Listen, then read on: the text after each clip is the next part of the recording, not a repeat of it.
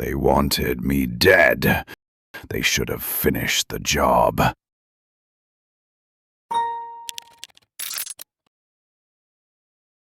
Now I am back to claim my throne. Nano Machine, Chapter 1. Fog blanketed the mountain as darkness settled across the forest. Yo-un, barefoot and clad in a torn robe, ran through the trees with desperation etched across his face. Fear drove him forward, his heart pounding, unaware of the snag lying hidden beneath the mist.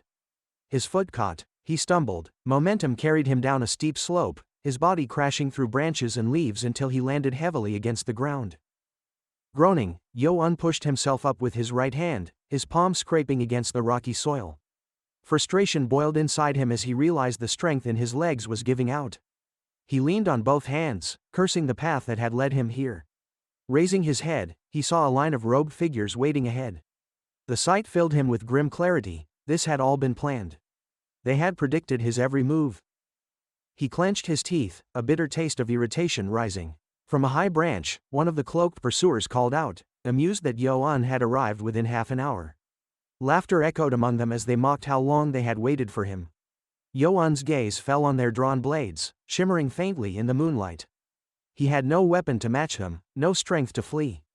He questioned aloud what reason they had to chase him, insisting he never even sought the throne and was willing to abandon life in the palace altogether. The man on the branch responded with cold indifference.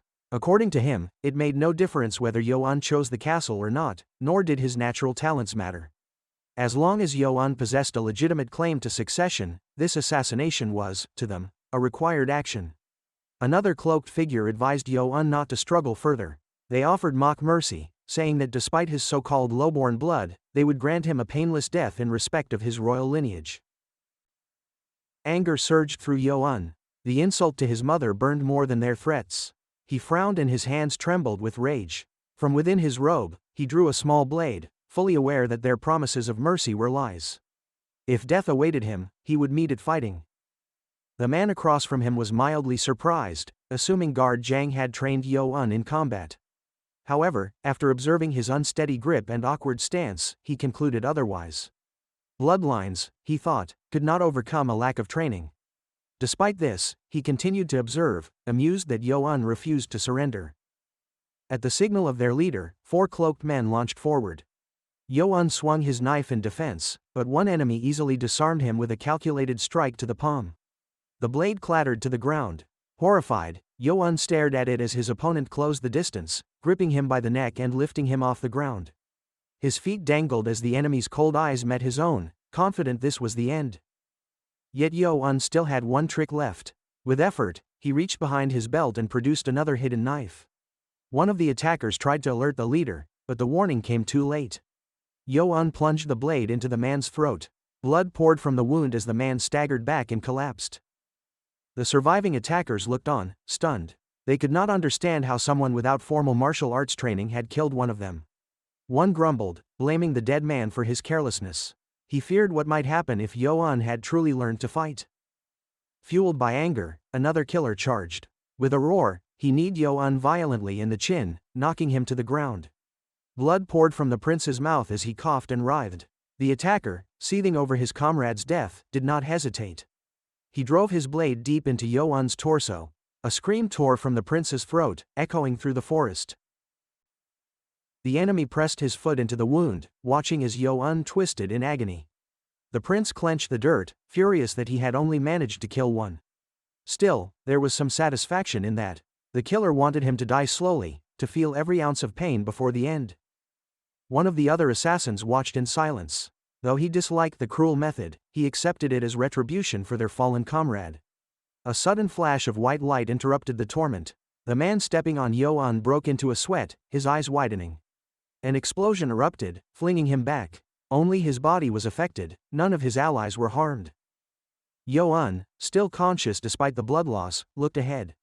His enemy lay motionless, his body ruined by the blast. The remaining assassins stared blankly at the corpse. From the smoke, a figure stepped forward, dressed in sneakers and modern clothing. One of the killers pointed toward the new arrival, sensing danger. The stranger stood calmly, lightning dancing around him. His arms crossed, his expression unreadable. The cloaked men hesitated, overwhelmed by his aura. One of them, trembling, drew his sword and demanded to know who he was. The boy said nothing. Another flash of light followed. The attacker's body disintegrated instantly, torn apart before their eyes. Blood splattered onto the remaining assassin, who could only stare in horror. The mysterious man shone brighter, his body cloaked in even more intense lightning. One of the assassins tried to rationalize what he had witnessed, guessing that it might be a lightning step technique, although he found it impossible to believe. Everything around him seemed to vanish, becoming transparent like water. In the next moment, their leader was dead. The final killer screamed as he watched his last ally fall. He tried to comprehend the blinding light surrounding this unknown figure. It was not just light, it was the manifestation of a fighter whose abilities had reached an unimaginable level. He wondered why someone so powerful would protect Yo-un. Gripping his weapon with both hands, he trembled. Looking at the prince, who was barely breathing and had lost too much blood, he assumed the mission was complete. He turned to flee, leaping into the air in retreat. The lightning-wielding man pointed at him. In an instant, the assassin's body burst apart, dropping his weapon mid-flight. Yo-un watched the scene and, despite the pain, let out a faint chuckle before his eyes slowly closed. The stranger looked at him, surprised by the smile. Yo-un opened his eyes once more, disoriented. The man referred to him as an ancestor, a term that only confused the prince further. His vision blurred as he struggled to stay awake.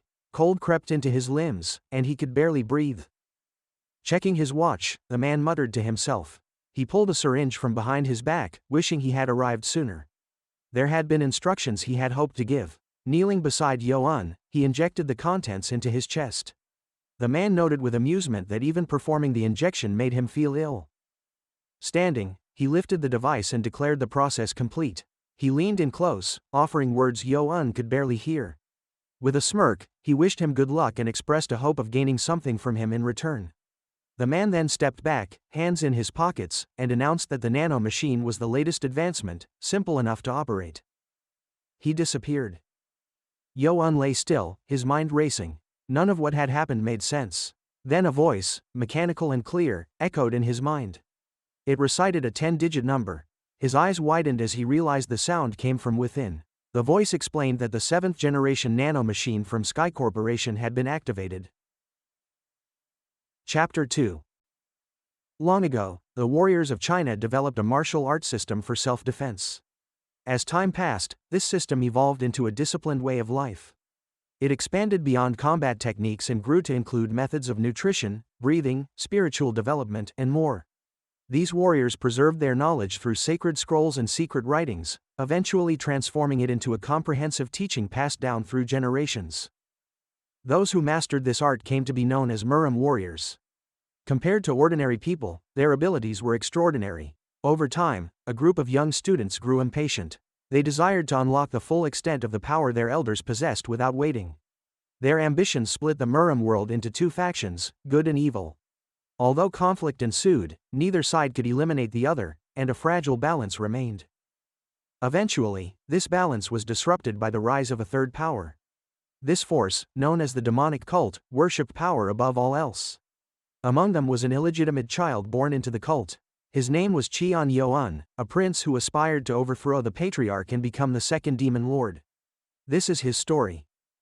Yo-un awoke suddenly. He sat up in bed, his body tense as fragmented memories returned. He looked down at his palms, surprised he was still alive.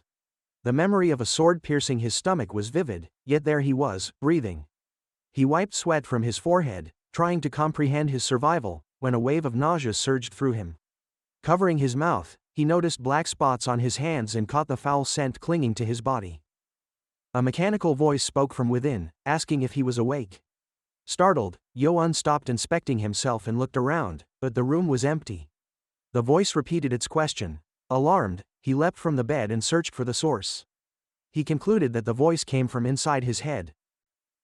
As he stood motionless, processing this realization, the voice urged him to remain calm. He questioned whether it was an inner voice or spirit, though it felt unfamiliar. After some contemplation, Yo-un accepted that the voice was indeed internal. The voice confirmed his thoughts and introduced itself as the 7th-generation Nano machine developed by Sky Corporation, explaining that it had linked directly to the nerve center in Yo-un's brain. Still overwhelmed, Yo-un closed his eyes and asked for a clearer explanation. The voice reiterated its identity. Yo-un misheard and believed it called itself a Mashin, a type of spiritual entity acquired through deep cultivation. He dropped to his hands and knees, staring ahead as he asked whether he was communicating with a spirit. The nano machine gave no response. Elsewhere, Guard Zhang escorted the physician, Master Beck. The two discussed the attempted assassination. Master Beck inquired if it was another covert attack, and Zhang confirmed, noting that recent events had grown increasingly bold. Beck suspected that the attackers belonged to the stealth guard from the north. He criticized the Lord's previous decision to spare them, labeling it a grave mistake. Zhang admitted that someone had helped Yo-un survive, though the identity of that person remained unknown. Master Beck was intrigued, believing that with his knowledge he might be able to determine something. Zhang recalled the horrific scene he had encountered the night before, bodies torn apart, one assassin intact only because a blade had been lodged in his neck. That blade belonged to Yo-un. Nearby, Zhang heard faint breathing. He discovered Yo-un, barely conscious, soaked in blood. However, on closer inspection, there were no wounds on his body. This baffled Master Beck. Zhang confirmed that while Yo-un's clothes bore sword marks, his skin remained untouched. His breathing was steady, as if in peaceful sleep. Master Beck closed his eyes, wondering who could have assisted the boy. Considering the magnitude of the scene, he doubted that any of the heads of the major factions would involve themselves in such a minor skirmish. Zhang agreed. Holding a small bag, Master Beck expressed his curiosity and asked to see Yo-un in person. Back in his room, Yo-un knelt on the floor, questioning whether the voice inside him had saved him. The nano machine replied that while it had not intervened in the battle, it had repaired his body and prevented death. Yo-un did not fully understand the terms used by the voice and asked again. The voice paused, then explained that his brain already contained the information necessary to understand. Yo-un became disheartened, not even knowing what user meant. The nano machine adjusted its terminology, stating that it was seeking a more era-appropriate expression. It clarified that it was not a spirit. Yo-un was surprised by the shift in tone and dialect. He asked again what exactly the voice was. Remaining seated, he listened as the nano machine informed him that it would now begin uploading basic instructions and knowledge directly into his brain. It requested permission, which Yo-un hesitantly granted. Streams of energy enveloped him as lightning like light pulsed around his body. Information flooded his mind. Overcome, Yo-un vomited on the floor. The nano machine reassured him that this reaction was typical during the first transmission and that future data transfers would not cause nausea or dizziness. Leaning against the bed, Yo-un clutched his face, still overwhelmed. Opening one eye, he asked the nano machine for clarification. The voice responded immediately. He stared at the black marks on his hand and asked if it meant countless tiny machines were now within him. The voice confirmed, estimating nearly 6.5 trillion nanomachines evenly distributed throughout his body. Unable to process what that meant, Yo-un asked if the machines could ever leave him. The nano machine responded that it would only exit his body upon his permanent death. Sitting in a lotus position, Yo-un connected this situation with the mysterious stranger who had inserted the machine into him. Looking down, he wondered why this had happened to him. Before he could voice the question, Zhang knocked and announced Master Beck's arrival. Startled, Yo-un jumped to his feet, concerned that speaking to a machine inside his head would make him seem insane. He quickly lay back down. The nano machine explained it could communicate via thought, reading brain signals directly. Yo-un whispered a confirmation and asked it to remain silent. The machine entered sleep mode. Zhang entered quietly with Master Beck, observing that Yo-un appeared awake. However, before he could finish his sentence, Zhang rushed to the bed, shocked to see the young master conscious. Concerned, he asked about his condition, but recoiled from a horrible smell. Yo-un realized he had forgotten about the substance on his body. Master Beck approached and introduced himself. Yo-un acknowledged the old man, remembering how he once came to treat his mother. The physician extended his hand and asked to measure the prince's heartbeat. Although nervous, Yo-un complied, revealing his black-spotted hand. Master Beck felt his pulse and was stunned. Zhang immediately feared the worst, but Beck reassured him. On the contrary, he explained that Yo-un's body showed signs of complete toxin expulsion and now possessed an extraordinarily healthy pulse. Beck assumed the prince had taken some kind of miracle medicine. Yo-un turned toward him, confused. Master Beck elaborated that Yo-un's body was now in peak condition for mastering martial arts. The prince was shocked, realizing that the dark sticky substance was a waste expelled from his body. As he lay back, amazed, the nano machine asked whether it should deactivate sleep mode.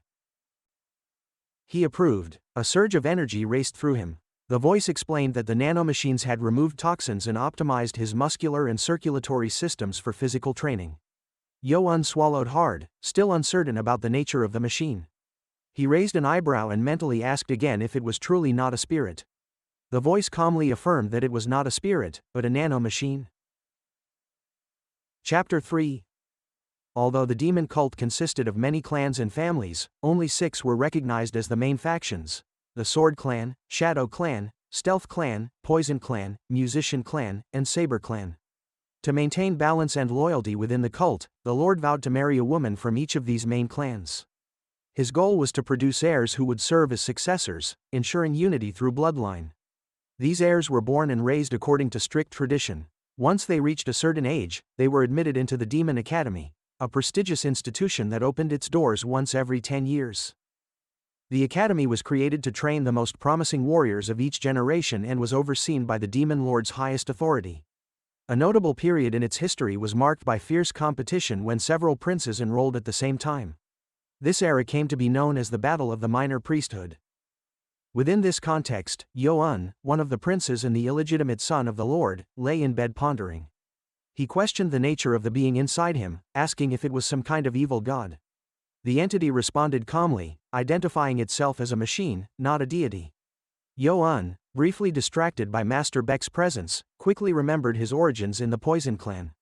Aware of the danger, he chose not to reveal the existence of the nano machine.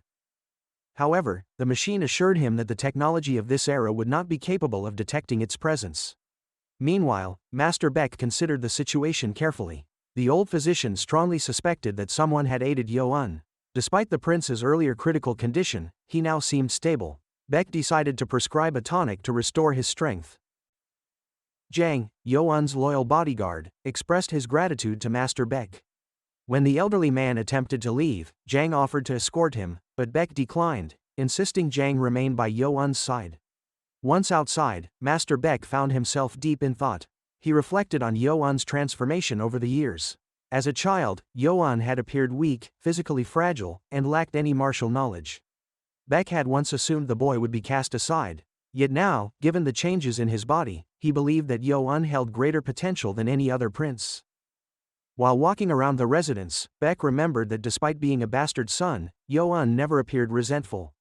Instead, he feigned indifference while secretly observing and analyzing everything. With his hands clasped behind his back, the physician wondered if the Lord had been aiding Yo-un in secret. If that were true, then it was best left unspoken. He also anticipated that the reopening of the academy would be marked by chaos. Inside, Yo-un sighed in relief. He doubted Master Beck had truly uncovered anything. He glanced at Jang and acknowledged that, while the nano machine had healed him, it was ultimately Jang's timely arrival that saved his life. Rising from the bed, he attempted to thank his bodyguard. However, Jang raised a hand and suggested, with a wrinkled nose, that Yo-un should bathe first. Realizing how unclean he was, Yo-un agreed and entered the bathhouse. As he settled into the warm water, he brushed his hair aside and mentally addressed the nano machine. It immediately responded. Yo-un placed his hand on the bath's edge and recalled the machine's previous statement that his body was in a self-healing state. He inquired about the extent of damage it could repair.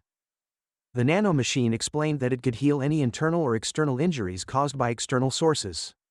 However, it clarified that severe trauma like blood loss or decapitation required more time due to the need for cellular regeneration. Yo-un found the explanation confusing and commented on the difficulty of understanding such complex terms. Curious, he decided to test the machine's capabilities. Picking up a knife, he made a small incision on his palm. The pain was immediate, yet within seconds, the nano machine announced that self-healing had been activated. To Yo-un's amazement, the wound closed quickly, leaving behind only a faint trace of blood. He watched in awe as the bleeding stopped entirely. Sliding further into the water, he submerged up to his nose, still processing what he had seen. Witnessing such rapid recovery firsthand defied belief. He questioned whether he truly could access all the functions the machine had transferred to his mind. The nano machine confirmed that all capabilities outlined in the data were available to him. Yo-an was pleased by this answer and resolved to explore them after his bath. Once finished, he stepped out of the water, admiring the reflection of his now well-defined physique. Wrapping a towel around himself, he dried off with another, marveling at the muscular and lean form he now possessed. He surmised that the nano machine was responsible for the transformation, and he was correct. The machine had indeed restructured his body at a fundamental level. An elderly maid arrived to assist with dressing. Yo-an allowed her to proceed, pulling his thoughts away from his changing body. As she tied his belt, the nano machine explained that, although it could not create matter from nothing, it was capable of restructuring existing tissues. Yo-an admitted that much of what the machine said was beyond his comprehension. It made him feel as though everything he had previously learned was irrelevant. He decided to simplify things and ask the machine for permission to call it Nano from now on. The request was accepted without hesitation. Despite the marvels he was witnessing, Yo-an quietly admitted to himself that he must not be very entertaining company. Later, while in his office, Yo-an wondered what to do next. Nano suggested he read a book. Standing before the bookshelf, Yo-an asked if simply flipping through the pages would suffice. Upon receiving confirmation, he retrieved a volume related to blood points and chi manipulation, topics closely tied to martial arts training. Although he had heard of the three powers breathing technique, even lifelong study rarely led to mastery. He decided to focus on the blood points instead. Opening the book, Yo-an informed Nano he was beginning. The machine acknowledged and readied itself. He quickly flipped through the pages, absorbing an overwhelming amount of information. After closing the book, he placed it on the table. Nano reported that it had scanned the material and requested permission to transfer the data to his brain. Yo-an, puzzled by the term scan, asked for clarification. Nano explained that it meant copying the data. Upon receiving his consent, the machine initiated the transfer. Lightning-like energy crackled around him, and the experience was unpleasant. Yet soon he felt streams of information entering his mind. Overwhelmed, he gasped and covered his mouth. Nano assured him that he would soon grow accustomed to the process. Lowering his hand, Yo-an asked whether the machine cared about him. Nano responded that it was simply reporting facts. Yo-an concluded that the machine lacked emotions entirely. As he rested his cheek on one hand, he asked what to do next. Nano suggested he think about a topic to access the corresponding knowledge. Yo-an focused on blood points, recalling that these were essential for blood circulation. He knew that some could paralyze, while others could kill if struck. The realization startled him. Laughing in disbelief, he was amazed that the knowledge was not merely memorized, it was understood intuitively. Nano revealed that it had corrected errors within the book during the data transfer. Intrigued, Yo-an asked for specifics. Nano explained that it had adjusted inaccuracies regarding blood point locations and effects. Grinning, Yo-an felt emboldened. The fact that he could now master martial arts faster than anyone else was exhilarating. He left the building, reflecting on how much more advanced he had become. Despite his previous inability to grasp the three powers technique, he now had the means to surpass all other candidates. Raising a clenched fist, he vowed to become the strongest student at the Magic Academy. Meanwhile, in the southern castle belonging to the Stealth clan, another successor fumed with rage. Mugame, a long-haired boy, turned toward the wall, frustrated that all 5 assassins he had sent to eliminate Yo-an were dead. When a messenger reported the failure, Mugame dismissed the explanation and accused someone of secretly aiding Yo-an. He chastised the messenger for using his name so casually and demanded a proper apology. Lowering his head, the messenger complied. Mugame, clearly agitated, could not accept that someone of Yo-an's lineage, a bastard with low-class blood, could have survived such an attack. He suspected someone powerful was behind Yo-an's protection, perhaps even their father. Raising a clenched fist, Mugame smiled with restrained fury. He concluded that if Yo-an was truly heading to the Magic Academy, then that was where he would die. Chapter 4. As the morning sun cast its warm glow over the estate, Yo-an remained in bed with his hands folded behind his head, deep in thought. The night had offered little rest, his nerves too unsettled to allow sleep. Eventually, he rose and moved to the window. Pulling it open, he noted with mild surprise that morning had already arrived. Outside, Jang was in the yard, diligently practicing with a dagger. His upper body was bare, muscles flexing as he executed each motion with precision. Yo-an rested his elbows on the windowsill, observing Jang's rigorous routine. A fleeting thought crossed his mind, perhaps he should learn the dagger technique as well. However, he quickly dismissed the idea. He reminded himself that when his mother died, he had vowed not to learn martial arts until the time came for him to enter the academy. That moment had now arrived. His focus on Zhang's movements was suddenly interrupted as Nano addressed him. The mechanical voice resonated in his mind, offering to scan and record Zhang's techniques. The proposal stunned Yuan. He questioned Nano about the feasibility of replicating someone else's skills simply through observation. Nano confirmed that not only was it possible, but it could also transfer the collected data directly to Yuan's mind. Furthermore, it possessed a library of countless martial arts techniques that could be shared instantly. Still, Yuan hesitated. Borrowing Zhang's technique without permission felt dishonest. He watched Zhang continue to hone his skills, weighing the moral dilemma. However, time was no longer on his side. He resolved to focus on survival and asked Nano to begin scanning Zhang's movements. As Zhang continued practicing, Yuan remained at the window, his eyes fixed intently on every lunge and strike. Nano noted that the scan would take 30 minutes. When it was completed, a sharp pain flared in Yuan's head as the data transfer commenced. He slid to the floor, clutching his temple. Compared to the previous day's upload, this one was less severe, but it still rattled him. He laughed in disbelief, wondering how such a thing could even be possible. Once the process finished, Yuan sprang up and reached for a sheathed dagger. A thought struck him: he now possessed the same technique Zhang had refined over 2 decades. To avoid attracting Zhang's attention, he shut the window shutters before assuming a combat stance. He took a deep breath, relaxed his body, and then moved. The ground shifted slightly beneath him as he performed a precise sequence of attacks. With the dagger in hand, he lunged, replicating Zhang's earlier form almost perfectly. Amazed, Yuan stared at his hand. It was difficult to believe that Nano's scan had allowed him to bypass years of training, pose correction, and muscle memory. He voiced his confusion, prompting Nano to explain that the scan included muscle contraction analysis. The machine asked if it could proceed with transferring this knowledge to Yuan's muscles as well. Yuan, unaware that such permission was necessary, experienced another sharp surge of pain before he could respond.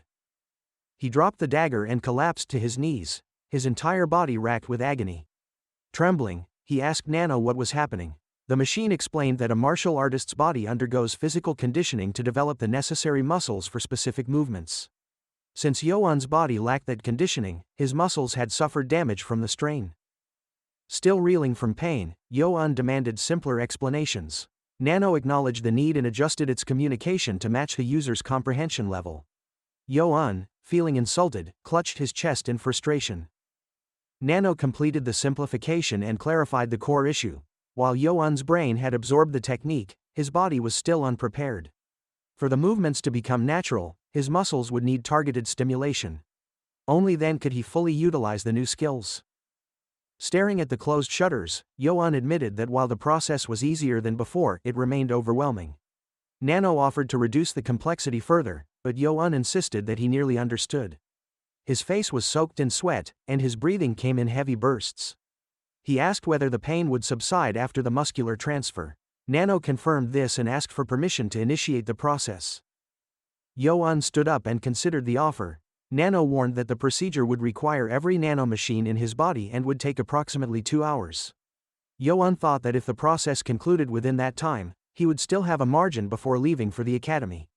He gave his approval. Nano informed him that the transfer would involve severe pain, but anesthesia could be used to minimize the effect. Yuan hesitated, uncertain if he could endure the discomfort. Nano reported that over 1 million instances of unconsciousness had been recorded during similar transfers. With tension mounting, Yuan clenched his robe tightly. He expressed interest in attempting the procedure without anesthesia but asked if he could change his mind midway. Nano accepted the condition and initiated the transfer. Light surged across Yuan's body as the process began. At first, he felt only a tickling sensation and began to relax. Moments later, excruciating pain gripped him. His body arched, and he screamed in agony. Nano quickly deployed the anesthesia. Relief flooded over Yuan, and he collapsed onto the bed. Meanwhile, Zhang was in the kitchen, preparing a meal. He tasted a dish and nodded in satisfaction, believing it to be on par with the creations of renowned chefs. As he chopped vegetables, he briefly considered cooking something special. In the end, he decided to stick with the familiar dishes that Yuan enjoyed. It had been 5 years since he began cooking for Yuan. Once an inept cook, Zhang had transformed after Lady Wa's passing. Her dying wish was that he cared for her son, a responsibility he had honored with silent devotion. Reflecting on her death, caused by poisoned food, he whispered a mental prayer to Nora, hoping for her protection over Yo-un as he entered the academy. Suddenly, a scream shattered his thoughts. Dropping his cleaver, Jang sprinted toward Yo-un's room.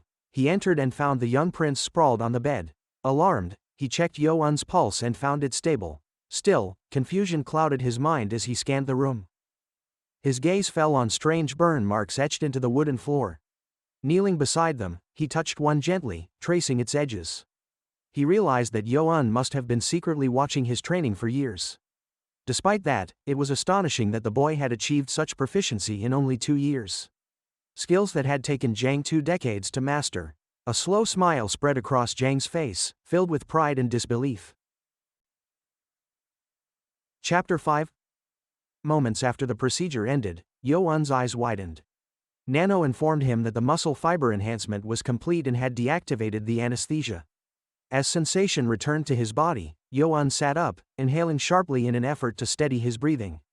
His body still ached from the process. Scratching absent-mindedly, he muttered to himself that he would never willingly go through that again. Nano clarified that it had merely issued a prior warning about the discomfort. Realizing he had been lying on his bed, Yo-un assumed that Jang must have arrived at some point. Rising to his feet, he spotted the dagger nearby and retrieved it. Straightening his posture, he considered that using the dagger technique should now be painless. Nano confirmed his assumption. The muscle transmission had granted Yo-un fibers akin to someone who had trained rigorously in the specific movements for 20 years. Closing his eyes, Yo-un centered his focus and took a firm fighting stance. Holding the dagger in front of him, he lunged forward with precision. Although it was a move he had used before, this time both his strength and accuracy were far greater. He felt the blade cut through the air with a satisfying sharpness, and a sense of exhilaration coursed through him. He continued performing several practice strikes, tossing the dagger into the air and catching it with a reverse grip before executing a powerful slash. With this, he felt confident that he had mastered the first formation of the dagger technique. Stepping forward, Yo-un moved into the second formation. He dropped low, stepping forcefully against the floor. A burst of dust rose in the room as his foot landed, leaving behind a noticeable burn mark. Yo-un stared at it, realizing the damage he had done without even using the light movement technique. He knelt beside the mark, concerned. Despite his intention to stay subtle, his power was already manifesting traces of the heavy style, a level he hadn't expected to reach so soon. He worried that Jang might see the result. While Yo-un sat on the ground, Jang's voice echoed from outside the room, announcing that breakfast was ready. In a panic, Yo-un leapt up, unsure how to hide the mark, which remained visible no matter how hard he pressed on it. The door creaked open slightly, and Jang entered, carrying a tray. Yo-un quickly shifted the table to cover the damage and greeted Jang, claiming he was unusually hungry that morning. Jang appeared surprised since Yo-un typically enjoyed breakfast by the window. In response, Yo-un pointed to the table, explaining that he would be gone for a while and wanted to eat in the center of the room. His nervous smile betrayed his hope that Jang had not noticed anything strange. Looking at the tray, Yo-un saw a familiar and comforting sight: fried pork and an egg served over rice, his favorite. The meal stirred emotions in him, and he realized how deeply Jang cared for him. Given that he was entering the academy that day, this might be the last breakfast Jang ever made for him. Just as the emotion threatened to overwhelm him, Nano interrupted with a clinical warning about increased emotional activity leading to the release of hydrochloric acid in the esophagus. It added that saliva production had increased and advised chewing thoroughly to reduce acidity. Irritated, Yo-un commanded Nano to stop speaking. The machine activated silent mode in response. He then began to eat vigorously, determined not to leave a single grain of rice behind. Jang, silently observing, smiled at the boy's enthusiasm before reminding him to eat slowly, warning of the risk of upsetting his stomach. Yo-un heeded the advice and gradually slowed down. After finishing the meal, he set down his chopsticks and expressed his gratitude, praising the breakfast. Jang, hesitating for a moment, then closed his eyes and asked how long it had been since Yo-un had mastered his dagger technique. Caught off guard, Yo-un asked what he meant. Jang moved the table aside, revealing the burn mark on the floor. Yo-un froze. The mark clearly indicated a transition from the first to the second formation. It was far more distinct than anything Jang had seen before, leaving no doubt. Panic surged through Yo-un. In Murim, Secretly copying someone else's technique was a grave offense. Using Nano to steal and internalize a martial arts style was a severe breach of ethics. He feared Zhang's anger or disappointment. To his surprise, Zhang simply sat beside him with a calm smile and complimented his execution of the technique. He assured Yuan that there was no wrongdoing in training quietly. As his bodyguard, he was proud. Zhang admitted that if not for his oath to the 6 clans, he would have taught him long ago. Overcome by Zhang's warmth and understanding, Yuan's eyes welled with tears. Zhang handed him a folded sheet of paper. When Yuan asked what it was, Zhang explained that it contained a method for managing energy expenditure while using the light style of the dagger technique. Yuan didn't understand why Zhang was offering it now, but Zhang looked into his eyes and told him that while the academy would have better techniques, he still wanted to give advice that might help. Yuan took the note, and a tear slipped onto the paper. He could no longer hold back the wave of emotion. Zhang respectfully stayed silent, remembering Yuan's vow at his mother's deathbed. He had sworn never to cry again. This was the first time he had broken that promise. Zhang gathered the tray and glanced at the empty plates. It had been 5 years since Lady Hua passed. Throughout that time, he had endured Yuan's difficult personality, understanding that behind it was still a young boy craving love and guidance. Zhang moved toward the door and paused without turning around. He told Yuan that after his academy admission, they would part ways, but he granted the boy permission to cry, just for today. His final advice was for Yuan to remain strong from now on. As the door closed behind Zhang, Yuan lowered his head and continued to cry, expressing quiet gratitude. Wiping away his tears, he steeled himself.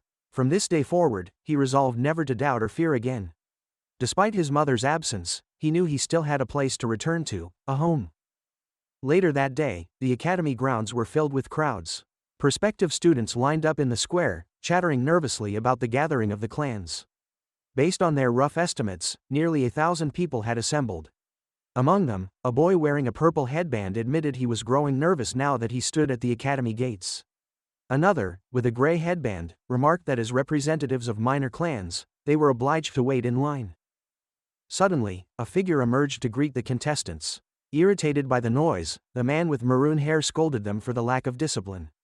He remarked that he saw no signs of determination in their eyes and called them fools. This was Hamyong Li, the right-hand royal bodyguard of the patriarch, known as the Lord of the Flame. As he approached, a gust of wind swept through the square.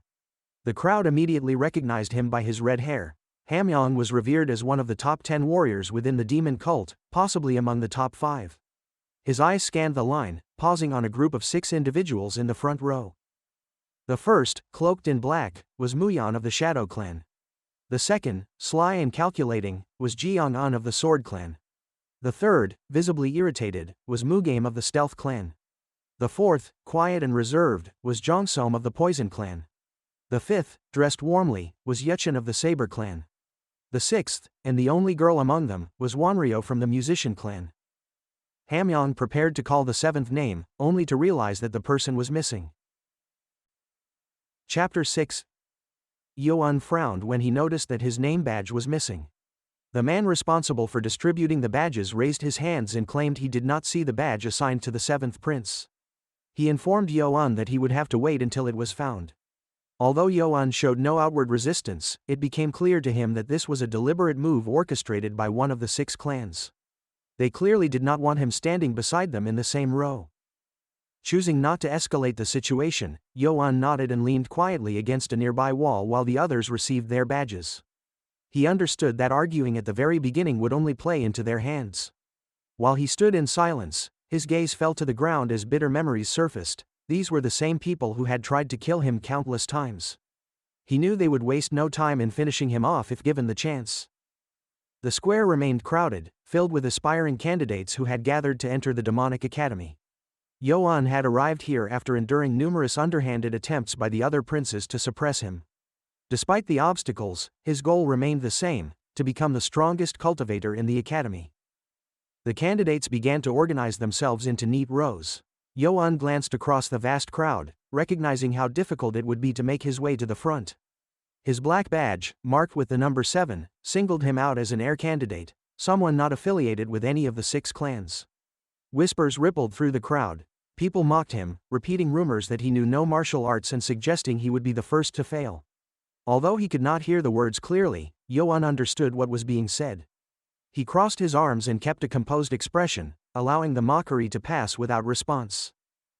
Hamyong, the left bodyguard, noticed Yo-un standing at the end of the row. He found the sight amusing, thinking that the bastard child of the Lord had chosen an unusual way to draw attention. A horn sounded suddenly, cutting through the chatter. The crowd perked up, recognizing that the individuals they had been waiting for were about to appear. The moment the Lord arrived, all conversation ceased. Footsteps echoed, and 4 figures emerged from behind the palace gates. The tension in the square heightened. Leading them was a man with a short beard and mustache. Behind him followed a masked man and another who carried a katana. As they approached, the man with the katana stumbled and accidentally struck Hamyong on the shoulder. Hamyong frowned in irritation, taking note of the man's disheveled appearance. The man, named Siopmang, was clearly intoxicated and clutched a flask of alcohol. Siopmang glared back as Hamyong continued to stare at him, but when the masked man turned his sharp gaze toward them, both bodyguards fell silent. Ragiom Ma, the head bodyguard with long gray hair, issued a stern command for quiet. The Lord, Cheon Yujong, ascended the steps and took his seat on the throne. His commanding aura was undeniable. As one of the 5 strongest in the Murim cult, his presence alone silenced the entire square. The candidates felt an invisible pressure as Yujong sat, resting his hands on the armrests. Some muttered that his presence was so overwhelming that they could barely lift their heads. Yet many believed this intensity was appropriate for someone of his stature. Yo-un stared at him, recognizing for the first time the man who was his father. Ragiom signaled for silence, and the entire crowd obeyed. Bowing respectfully, he informed the Lord that everything was prepared. Yujong rose from his throne, his expression solemn. A purple aura began to emanate from his body. Addressing the crowd, he stated that the future of the cult rested on the shoulders of the candidates present. His voice was calm yet incredibly clear, enhanced by his mastery of qi. The words stirred a reaction from the candidates. Many felt the pulse of qi for the first time and tensed in response. Yo-un was among them, noting how Yujong's voice resonated effortlessly across the entire square. The Lord continued, declaring that the teachings and restraints of the academy would become the strength of the cult. The candidates raised their fists and shouted in unison, echoing their support. Ragiom and the other bodyguards bowed again. Ragiom commended the Lord for his speech. Although the people were moved, Yujong himself showed no emotion. His gaze drifted to the back of the crowd where he spotted Yo-un. Their eyes met briefly before the Lord turned away without acknowledgement. Yo-un did not lower his gaze. This brief encounter with his father was cold and dismissive. Despite the disappointment, he lifted his head with pride, having expected no affection from a man who had not even appeared after his mother's death. Following the speech, Ragiom announced that the formalities had ended and that the orientation would now begin. Some candidates continued chatting, prompting the royal bodyguard to lash out in frustration. Hamyong barked at them to stand properly, his anger nearly palpable. He reminded them that standing in formation should not be difficult and urged them to listen closely. He crossed his arms and explained that the training at the academy would last 4 years, divided into 6 stages. Each stage concluded with a test that could only be attempted once. The realization that failure meant immediate expulsion made the candidates uneasy. Seeing their reaction, Hamyong smirked. His warning had struck a nerve. One candidate raised his hand to ask a question. This was Jiang-un, who spoke confidently. However, Hamyong paused, then sneered, mocking him by calling him a freak for daring to speak without permission. Jiang-un bristled with anger, shocked by the insult. His temper flared, especially when the heir of the Sword Clan made it clear he had no respect for him. Despite the ridicule, Jiang-un reminded everyone that by enrolling in the academy, all candidates had forfeited the privileges of their clans. This included those from the 6 major families. Hamyong scolded him again, asking sarcastically if he wanted to be expelled before the first competition had even started. Nearby, Muyan and Mugame stifled laughter. Realizing his mistake, Jiang-un bowed in apology. Hamyong placed his hand on his hip and remarked that the question had been obvious anyway. The candidates now paid close attention, curious about what came next. Hamyong addressed their concerns, acknowledging that 1 chance per stage might seem harsh. However, he revealed that those who advanced would receive special rewards. He announced that the first reward was the Black Demonic Dragon Marble. Yo-un listened intently, unfamiliar with it. The candidates in front of him discussed its properties. They believed it was a rare healing artifact capable of granting strength equivalent to 20 years of cultivated qi. One candidate speculated that earning all 6 stones might provide the equivalent of 120 years of cultivation, a level approaching high mastery. However, another clarified that the effectiveness of the stone diminished with repeated use and was difficult to absorb in full. Yo-Un's expression grew tense. With no qi of his own, completing the 6 stages seemed daunting. Yet, if he succeeded, he might enhance his strength many times over. Hamyong then revealed the second incentive, a martial arts secret manual. He explained that even though all candidates practiced martial arts, gaining access to these texts was crucial. The Academy's library was built across 5 floors, with each stage cleared unlocking a new level. Hamyong explained that with enough effort, students could access secret manuals from the 6 clans and even rare techniques from outside. The announcement filled the candidates with renewed excitement. One dreamed of mastering divine techniques, while another spoke of becoming a Murim master. Yo-Un became more focused. For him, acquiring these manuals would be more vital than cultivating qi. Hamyong then offered a final remark. With a sinister grin, he warned that most present would never make it to the 5th floor, even if given another life. He told them to stop dreaming and prepare for the harsh reality ahead. Chapter 7. In the heavy silence that followed the speech, Siopmang took a measured sip from his flask. The alcohol offered no comfort, merely a distraction from the frustration brewing within him. He found Hamyong's lectures on morals and motivation tiresome. In his opinion, the royal bodyguard excelled at draining enthusiasm under the guise of encouragement. Nevertheless, Hamyong proceeded to deliver the final incentive with composed authority. His voice drew renewed attention from the candidates as he explained that those who succeeded in the Academy's trials could achieve ranks previously beyond their reach. Jiang-un glanced over his shoulder, beginning to understand the reasoning behind the lack of existing ranks or privileges. The Academy was a place where hierarchy would no longer be based on lineage but solely on strength. Advancement would be earned, not inherited. With his eyes closed and hands raised, Hamyong explained the rank system in clear progression.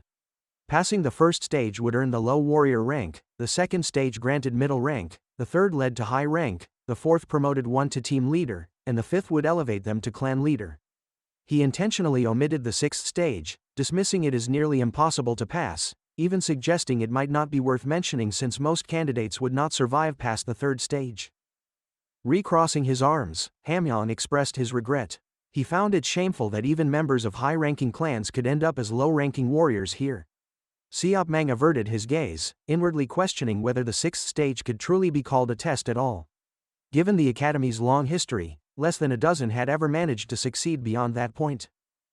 Hamyong added that if candidates passed the higher stages, their final ranks would reflect that achievement. Everyone would begin as a cadet, but over time, their standings would naturally differentiate. Yo-Un's expression grew stern. Before, survival had been his sole focus. Now, survival was synonymous with advancement. Releasing a tense breath, he rested his palm on the hilt of his blade, signaling to himself that the orientation had ended. Hamyong then instructed everyone to split into groups and prepare to move into the dormitories. Their first test was about to commence. Yo-Un stood motionless, caught in disbelief. When realization struck, a wave of shock washed over him. Around him, the other candidates murmured in discontent. None had expected a test so soon. Many had assumed there would be a period of instruction beforehand. Their voices buzzed in whispers, contemplating what fate awaited them should they be expelled immediately. Hamyong silenced them with a commanding gesture. Repeating his earlier statement, he warned that those who failed the test would be expelled on the spot. In his view, they did not even deserve the title of low-ranking warriors. Siopmang observed his partner growing increasingly uneasy. The murmurs broke into loud shouts as Hamyong revealed the nature of the test. It would assess their fundamental abilities. Anyone who failed to demonstrate at least basic qi manipulation would be disqualified from becoming a warrior of the Academy. Such individuals would be redirected into agricultural, commercial, or service sectors. In Hamyong's view, this was as good as being sentenced to obscurity. Yo-Un clenched his jaw in frustration. He recalled the solemn oath he had taken under pressure from the 6 clans. He had sworn never to cultivate qi. That restriction now felt like a death sentence. Failure meant being forced into the lowest class of the cult, rendering him a target for anyone seeking to elevate their status. He could already imagine what would happen if he failed. Nearby, Mugame let out a small chuckle. Glancing back at Yo-Un, he wore a smug expression. He did not know who had devised this initial test, but he acknowledged it was a clever solution. If it worked, he would not need to dirty his hands with Yo-un's blood. Suddenly, attention shifted. A woman dressed in an elegant robe approached, accompanied by several subordinates. In her hands, she carried a traditional stringed instrument. She was So Hang, leader of the musician clan, one of the 5 oldest and most respected clans in the demon cult. Climbing the steps beside the royal bodyguards, Madame Hang's presence brought a new wave of unease. Hamyong introduced her formally, announcing that she would oversee the first test. He reassured the candidates that the test itself was simple. However, he reiterated the stakes. Failure here meant disqualification from even the lowest rank. The candidates studied the leader of the musician clan, questioning what kind of test would require her talents. Many began covering their ears preemptively, having guessed the nature of the upcoming ordeal. Yo-un watched them curiously until the truth dawned on him. If the 5th elder truly released the full extent of her musical energy, most of the weaker candidates would be powerless to resist. Nevertheless, he urged them not to panic. There remained a slim chance that they might endure the test, even without chi. Internally, Yo-un cursed his circumstances. As the realization of the test's nature settled in, Madame Hang began. Her fingers lightly brushed the strings of her instrument, and her aura filled the air. Even candidates who had covered their ears found no relief. The sound reverberated through their bodies. Hamyong declared that those who remained conscious for 1 minute would pass. The energy wave struck. Several candidates collapsed instantly. Some groaned in pain, others clutched their chests or ears. Yo-un braced himself. His heart pounded as his eyes scanned the collapsing figures around him. It became clear that most of the smaller clans had already fallen unconscious. Only representatives of the 6 great clans and a few others from high-ranking backgrounds were still standing. Mugame barely flinched. For him, the melody felt like nothing more than a tickle. Madame Hang's next note intensified the pressure. Even members of the 6 clans began to feel its weight. Many had prepared since childhood, taking elixirs and building chi reserves precisely for this kind of moment. Mugame assumed Yo-un had already fallen. Madame Hang continued to increase the tempo. Her expression remained focused, but something bothered her. Yo-un was still standing. Confused, Yo-un examined his hands. Nearly half the candidates were unconscious. Many had likely suffered internal injuries. Yet he remained unaffected. Nano suddenly provided an explanation. It had detected high and low-frequency energy waves that posed a serious threat to his body. As a precaution, it had activated emergency protection, shielding him from the waves. He realized Nano had muted his auditory perception. Though the sound was blocked, he could still hear Nano's voice. Nano clarified that its communication occurred directly through neural transmission, bypassing standard hearing. Yo-un understood now why he had not been affected, though he felt conflicted about it. He looked toward Madame Hang, who was glaring at him. Her gaze was filled with frustration and disbelief. Cold sweat ran down his back. Her eyes felt unnaturally large, as if they were trying to crush his resolve. He asked Nano to help block her terrifying expression. Nano offered to suspend his visual perception as well. Yo-un declined, choosing instead to endure. From the side, Hamyong noticed the 5th elder's growing agitation. He found it surprising. The musician clan's abilities had clearly grown stronger. Normally, this level of energy was far too much for anyone with less than 20 years of chi training. Yet Yo-un, a candidate who supposedly had no chi, remained perfectly upright. For the first time since joining the academy, Hamyong found the entrance exam thrilling. Candidates began noticing their own injuries. One pointed out another's bleeding ears, only to realize his were bleeding as well. Members of the elder clans struggled to endure, pushing themselves out of pride. They knew their clan's reputations were on the line. Mugame remained seated in a lotus position, unbothered, though puzzled by the increasing intensity of Madame Hang's performance. Her expression had shifted, and he recognized the signs of anger. Turning to confirm his suspicion, he froze in shock. Johnson noticed his reaction, asking what had surprised him. Wanryo advised against looking, but it was already too late. All 6 of them saw Yo-un still standing, alone amidst the fallen candidates. The realization hit hard. The boy with no chi had not only endured but looked unscathed. Yo-un stood confused by the attention he was receiving. He had done nothing, yet every eye was on him. Mugame clenched his jaw, filled with disbelief and growing rage. Somehow, the boy had chi. Chapter 8. Yo-un raised his eyes and asked Nano if his assumption was correct. that the boys ahead and the fifth elder was furious. Nano immediately began analyzing facial muscle movements, detecting a mixture of bewilderment, surprise, irritation, and anger from Madame Hang. Although Yuan could not hear due to his disabled hearing, he clearly sensed the growing hostility around him. The reactions from those nearby confirmed it. Their pride was wounded, having believed Yuan lacked qi, and yet he was still standing while they were not. All around him, candidates were bleeding from their ears, overcome by the intense sonic assault. Yuan realized that if he passed the first test in good condition, it would become impossible to convince others that he truly had no qi. He furrowed his brow, contemplating his next move, and asked Nano if it could simulate internal injury. Yuan clutched his abdomen as he issued the request. Nano, clarifying whether he meant internal organ damage, received his confirmation. It replied that such damage was possible, though it strongly advised against proceeding. Nonetheless, Yuan insisted, urging the machine to act as soon as the performance ended. He wanted to collapse in a believable state, even if it meant vomiting blood. Acknowledging the command, Nano accepted the order to simulate internal organ damage. Meanwhile, Madame Hang seethed. Nearly a minute had passed, and the fact that a boy younger than 15 could withstand her performance so easily stung her pride. The head of the musician clan glanced at Yuan from beneath her brows, refusing to accept the result. Her pride would not allow her to relent. Pouring more strength into her music, she played again, this time amplifying the effect with half of her internal power. Hamyong quickly sensed the growing danger. Alarmed, he turned to face Madame Hang, recognizing the escalation. Jongsom winced as blood trickled from his ears, evidence of the strain he endured. Realizing the fifth elder had crossed the line, the royal bodyguard attempted to intervene. Finally, Madame Hang snapped out of her fury and released the strings. The oppressive sound energy vanished from the square. Yuan struggled to rise, his body battered. Siopmang sat nearby with a flask and commented dryly that any more power would have caused them all to fail the first test. Hamyong was in disbelief, unable to comprehend how the fifth elder had lost control so severely. Madame Hang slumped into a chair, remorse settling over her. She chastised herself for allowing her anger at Yuan to cloud her judgment. The realization that she had used half of her strength on a child left her stunned.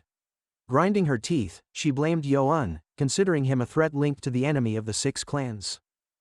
Yuan stood motionless, trembling slightly. As he raised a hand to his mouth, blood burst from his lips. Both Hamyong and Madame Hang saw it immediately. Mugame turned to look, equally stunned by the sudden turn. No one understood what was happening.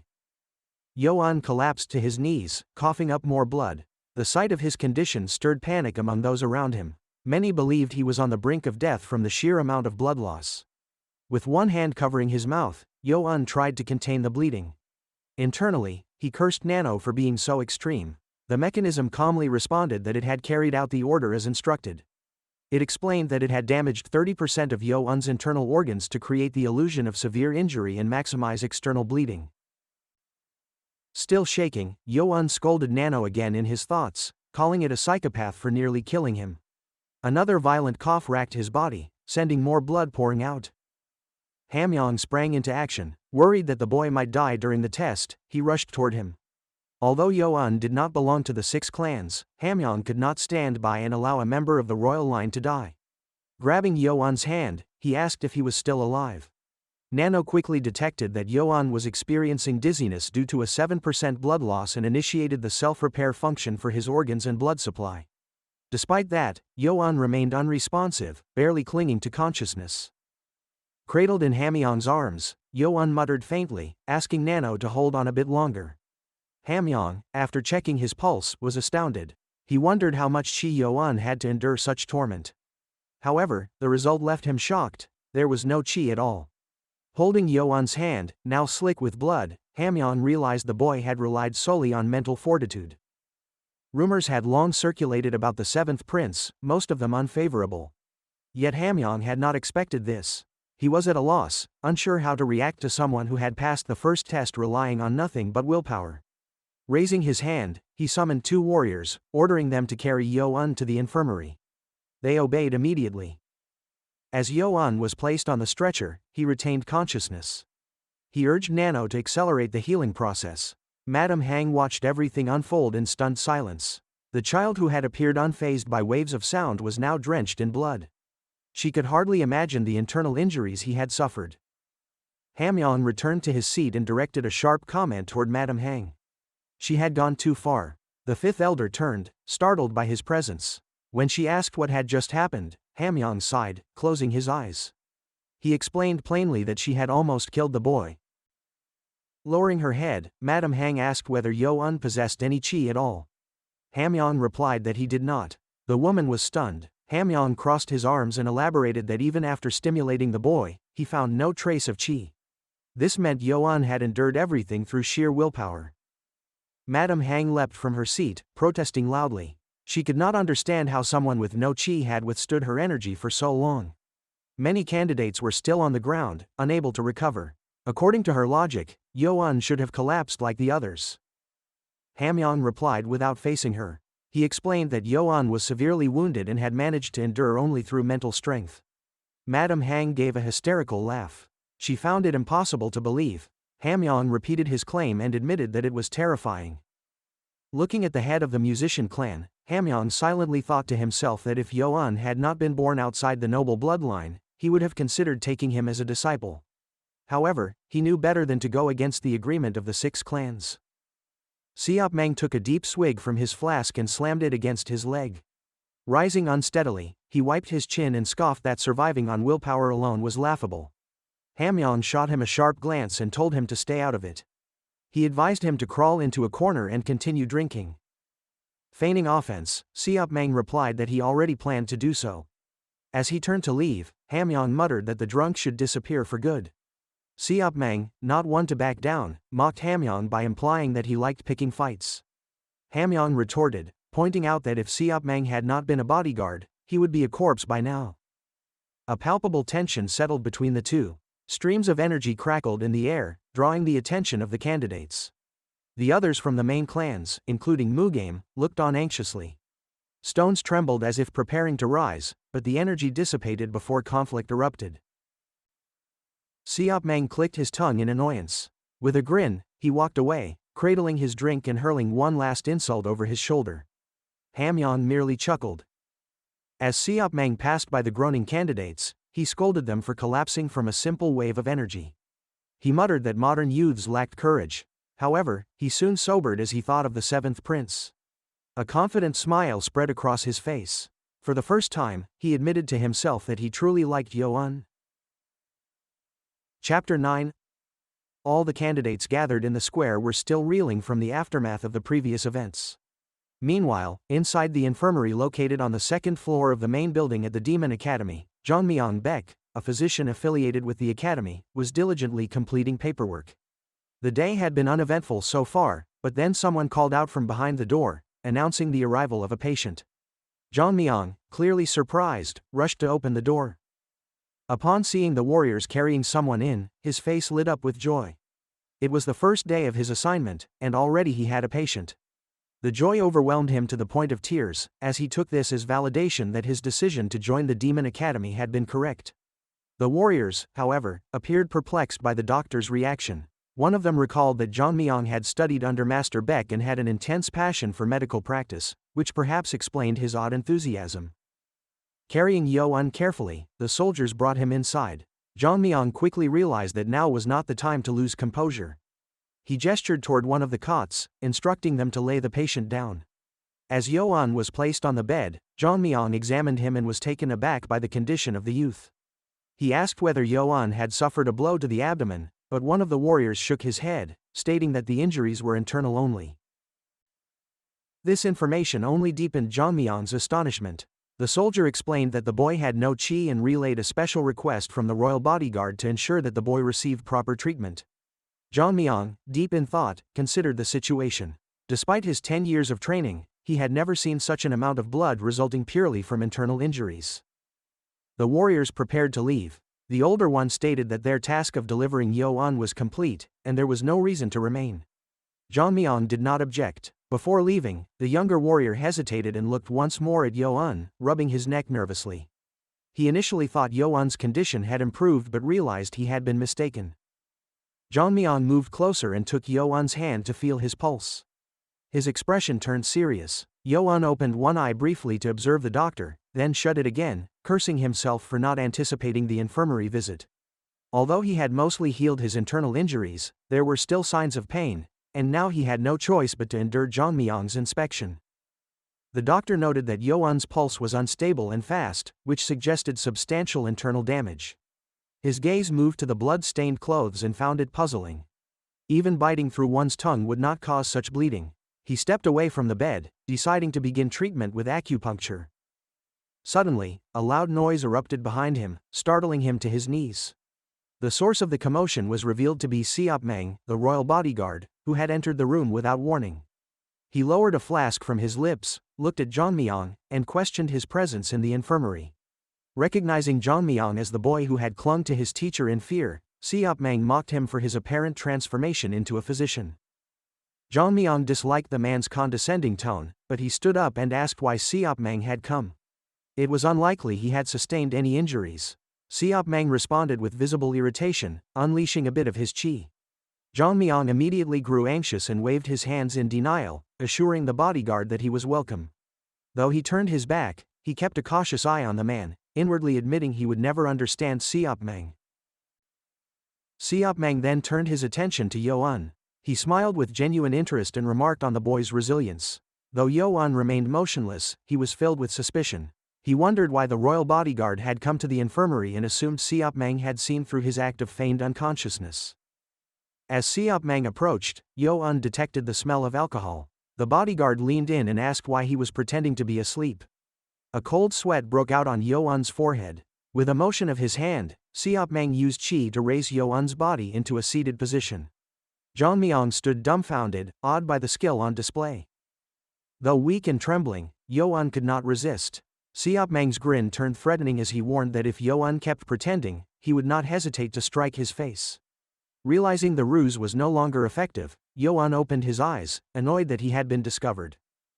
He asked how Siopmang had known. The man simply laughed, calling him an interesting individual. Siopmang added that seasoned warriors could determine whether someone was truly asleep by listening to their breathing. Yoan widened his eyes in disbelief.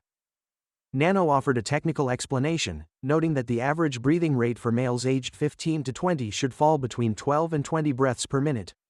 Yoan, however, had been breathing at a rate of only 8, making his pretense unbelievable. Crossing his arms, Siopmang chuckled. He praised Yoan's mental fortitude compared to others, noting the strength of his will. Yoan began to view him differently, concluding that Siopmang had not visited simply because of the deception. The bodyguard's demeanor turned more somber. He criticized the younger generation for their lack of endurance and tendency to seek shortcuts. Yoan tensed, aware that he had endured solely through sheer willpower. Siopmang pointed at Yoan, acknowledging that he possessed a determination others lacked. Jeonmyang interjected, urging Siopmang to stop harassing the patient, given his condition. Annoyed, Siopmang demanded silence, stating that adults were speaking. Yoan suddenly coughed up blood. The sight silenced Siopmang. Jeonmyang emphasized his point, noting the fresh blood trickling from Yoan's mouth. He judged the boy's condition to be far from stable. Realizing the strain he had caused, Siopmang reabsorbed his energy. The pressure on Yoan vanished, and he collapsed onto the pillow. He massaged his sore neck, still aching from the ordeal. Siopmang shifted the tone. With a broad smile, he declared that he wished to take Yoan as his student. Jeonmyang was visibly shocked, so was Yoan, who looked at the bodyguard with disbelief. Siopmang took another swig of alcohol, seemingly unaffected by their reactions. Yoan asked for clarification, unsure he had heard correctly. Siopmang repeated his offer.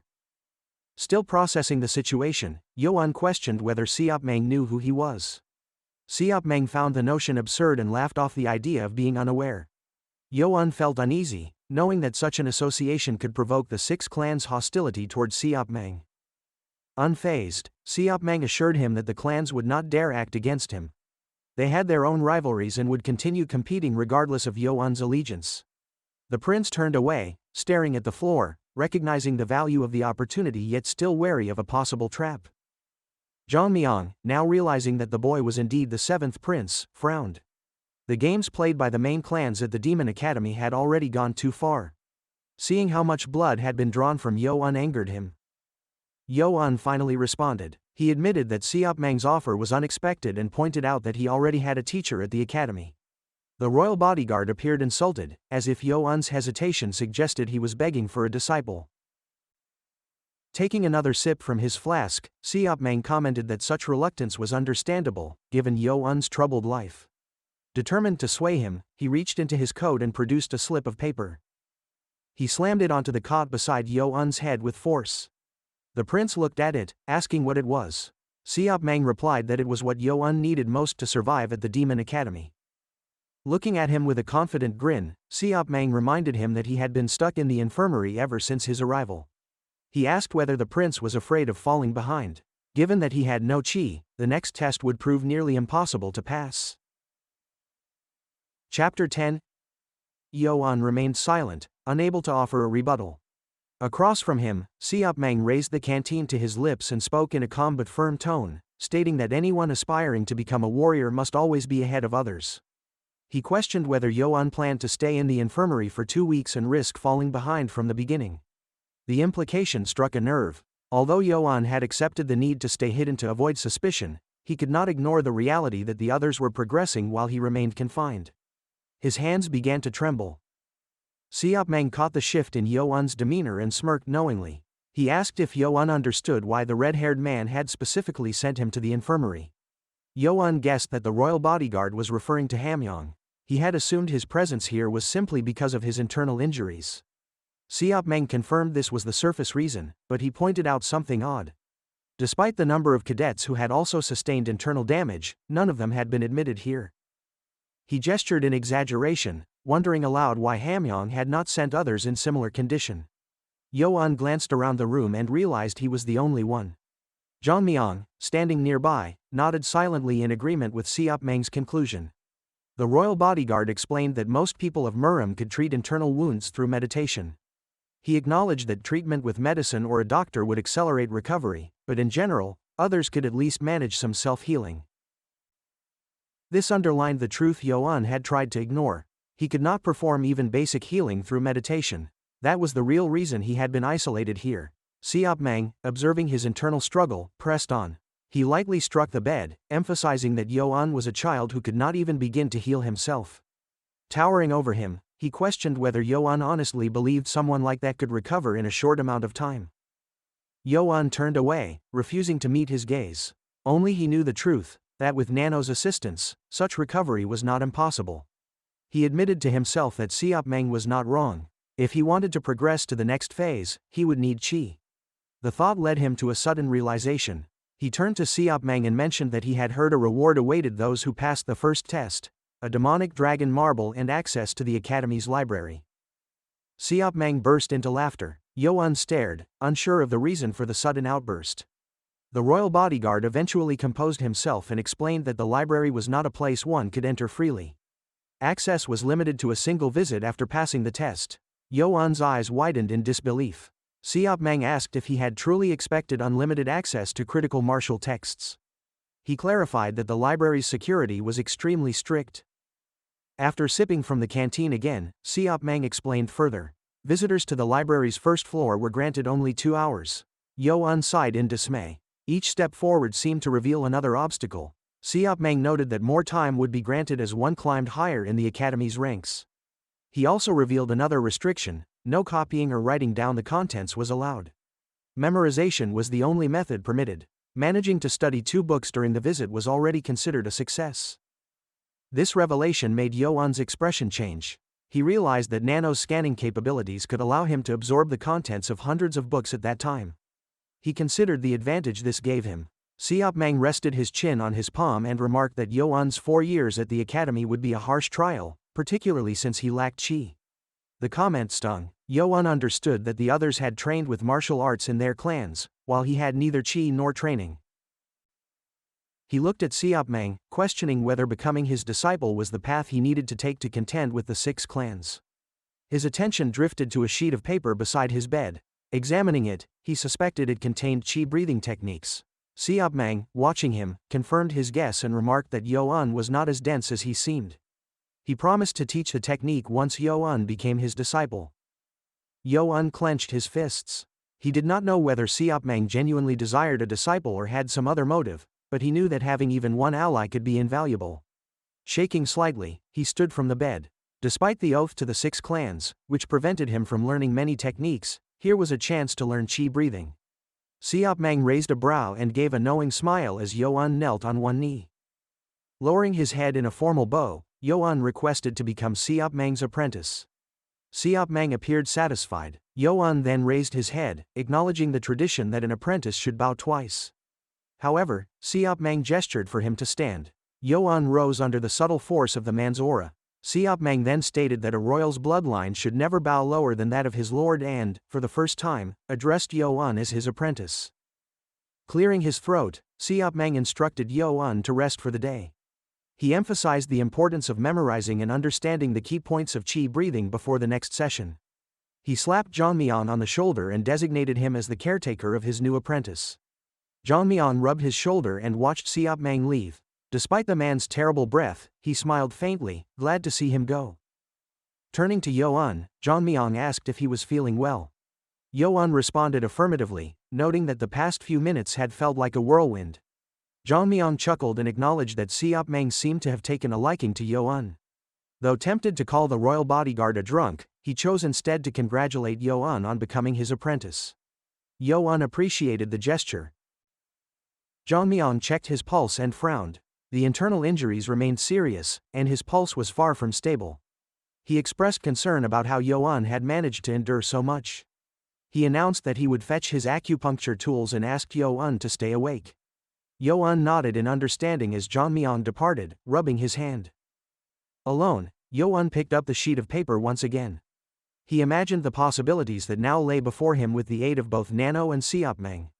Memories of his mother and his former bodyguard, Jang, stirred within him.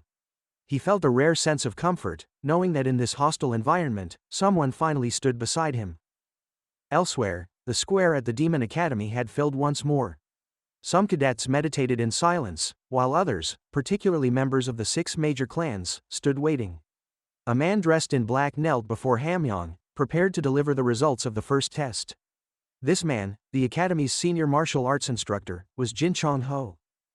He reported that a total of 415 cadets had passed, including Yoan, who had been sent to the infirmary. Hamyong frowned, noting the number was 200 fewer than the result from a decade earlier. He concluded that the overwhelming energy waves released by Elder Madam Hang had likely caused the drop in numbers. Scanning the square, Hamyong observed the disappointed faces of those who had failed. Many protested, insisting they had remained conscious and that it was unfair to be eliminated over something as trivial as foam at the mouth. He responded with cold indifference, questioning whether they truly did not understand the implications of failing. They could not imagine a future as ordinary farmers or merchants and resisted the reality. Despite their protests, Hamyong issued the command for their removal. His soldiers reacted instantly, striking the cadets and throwing them out. Professor Ho observed this scene with disdain. He noted that the frontline soldiers were far beyond the rejected cadets' abilities and predicted the expelled ones would not learn anything due to their stubbornness. Hamyong admitted to himself that he might have shared their sense of injustice, especially considering how Yoan's performance had intensified the test's difficulty. Yet, in the end, he concluded that fate had dealt them their path. He folded his arms while Professor Ho commented that many of the successful cadets demonstrated exceptional talent. Hamyong acknowledged this. He observed that several had sustained injuries yet still managed to meditate through the pain. In contrast, cadets from the 6 major clans and 8 high clans had passed without difficulty, hardly exerting themselves. Professor Ho agreed, stating that these candidates were operating on a different level entirely. Hamyong reflected further. He recognized that mastering such resilience to withstand Elder Madam Hang's energy waves would normally take centuries. This confirmed the superior nature of these select few. Among them, the Shadow Clan's Muyan and the Saber Clan's Yuchen stood out, both having remained unmoved during the test. A faint smile crossed his lips. According to rumors, the real contest would lie between these 2 clans, and he looked forward to witnessing it. Chapter 11. The cadets turned their eyes toward the towering structure before them as they were congratulated for successfully passing the first test. Each cadet received a token marked with a hieroglyph, followed by the announcement that they would be awarded a bronze medal, representing the lowest rank in the Demon Academy. From that moment forward, they would spend the next 4 years as cadets. A stern figure stepped forward and clarified that within these grounds, they were not permitted to respond with simple affirmations such as yes or no. Instead, the only acceptable reply was the word motto. Using any other response would be regarded as requesting a repeat of an order. As the group stood before the academy's grand building, the man asked if everyone understood. Hamyong, wearing a chilling smile, declared it was time to begin dividing into groups. Inside the infirmary, Yo-un lay on a bed, turned slightly to the side, avoiding the doctor's gaze. A tray beside them held sterile needles, ready for treatment. Yo-un spoke up, addressing the physician whose back was turned. Upon hearing his name, Jongmyong turned around and requested that Yo-un refer to him with his full title rather than simply calling him doctor. Taking a seat beside the bed, Jongmyong prepared for treatment. Yo-un, eyes filled with unease, asked if his condition was truly as severe as suggested. The doctor's expression turned serious as he explained that, regrettably, Yo-un would be unable to participate in the next tests for at least 11 to 15 days. This news caused Yo-un's thoughts to spiral. If Nano activated its self-healing mode, the treatment would end before it even began, raising unwanted suspicions about his recovery rate. Jongmyong, noticing his patient's hesitation, stared at him curiously. Yo-un feared that recovering too quickly could expose him, yet undergoing traditional treatment would cause him to fall behind in training. He had no memory of anything that occurred after the first test, having been transported directly to the infirmary. Attempting to offer reassurance, Jongmyong clenched his fist and advised Yo-un not to worry. If treated by ordinary doctors, recovery could take months. However, his own skills would significantly shorten the process. Despite this assurance, Yo-un looked away, disappointed. He voiced his frustration over the duration of the recovery. Jongmyong, trying to lighten the mood, said he would overlook the fact that Yo-un was secretly learning martial arts from his bodyguard. Yo-un nodded with gratitude and promised to return the favor someday. The doctor dismissed the gesture, stating he expected nothing in return. Without warning, Jongmyong tore Yo-un's upper garments to prepare for acupuncture. He explained that the treatment required direct access to the skin. Looking at his patient's well-developed torso, the doctor was taken aback. Although he believed Yo-un had never trained in martial arts, his physique suggested otherwise. Holding a dark salve in one hand, Jongmyong speculated that Yo-un might have been training his external power instead of cultivating internal energy. He proceeded to insert the first needle into the center of Yo-un's sternum. As the needle approached his skin, Nano issued an alert, having detected a sharp iron object threatening the body. It automatically initiated self-defense mode. Alarmed, Yo-un hurriedly commanded Nano to halt, explaining that the needle was part of a healing process. Sweat formed on his brow as he questioned why Nano could not distinguish between healing and an attack. Confused by Yo-un's sudden reaction, Jongmyong paused. Nano confirmed that self-defense mode had been deactivated upon user command but explained that without prior data about interactions involving his body, it would treat any harm as hostile. Yo-un instructed Nano not to react to any physical actions he initiated willingly. Nano acknowledged the new command. Jongmyong resumed treatment, smiling as he inserted the needle. Yo-un blinked in surprise, realizing the pain in his abdomen had lessened. Nano began processing and relaying data from its internal systems. It identified and analyzed the acupuncture points being targeted, noting that needles were being inserted into specific regions such as beneath the heart, along the lower sternum, and across his arms. Nano further explained that 6 particular points were designed to accelerate regeneration within the stomach. Grasping the implications, Yo-un acknowledged that Nano's real-time feedback made it easier to understand the doctor's method. He studied Jongmyong with renewed interest. The doctor then suggested that Yo-un close his eyes and rest until the acupuncture took effect, stating that he felt awkward being watched so closely. Yo-un complied, though sleep evaded him. As his eyes remained shut, Nano continued describing the locations where the needles were placed, under the knees, along the toes, and deep into the calves. Suddenly, Yo-un's eyes widened. Considering the circumstances, he asked Nano whether it could repair his internal organs while preserving the appearance of injury. His concern stemmed from the need to avoid suspicion if he healed too rapidly. While observing the array of needles protruding from his abdomen, Yo-un repeated his query. Nano responded affirmatively. After completing self-healing, it could manipulate his heart rate and other vitals to mimic internal trauma. Relieved, Yo-un concluded that if he could fool Jongmyong for 2 weeks, he could use that time to learn chi techniques from the royal bodyguard. He looked away in satisfaction and ordered Nano to begin healing while masking the results from the doctor. Nano responded that it understood and immediately initiated the self-healing process. Outside, as the sun dipped below the horizon, trees cast long shadows across the training grounds. A man's voice rang out, commanding the cadets to assemble. His cloak fluttered with the breeze as he ascended the stone steps. Once at the top, he addressed the group, revealing the next phase of the examination.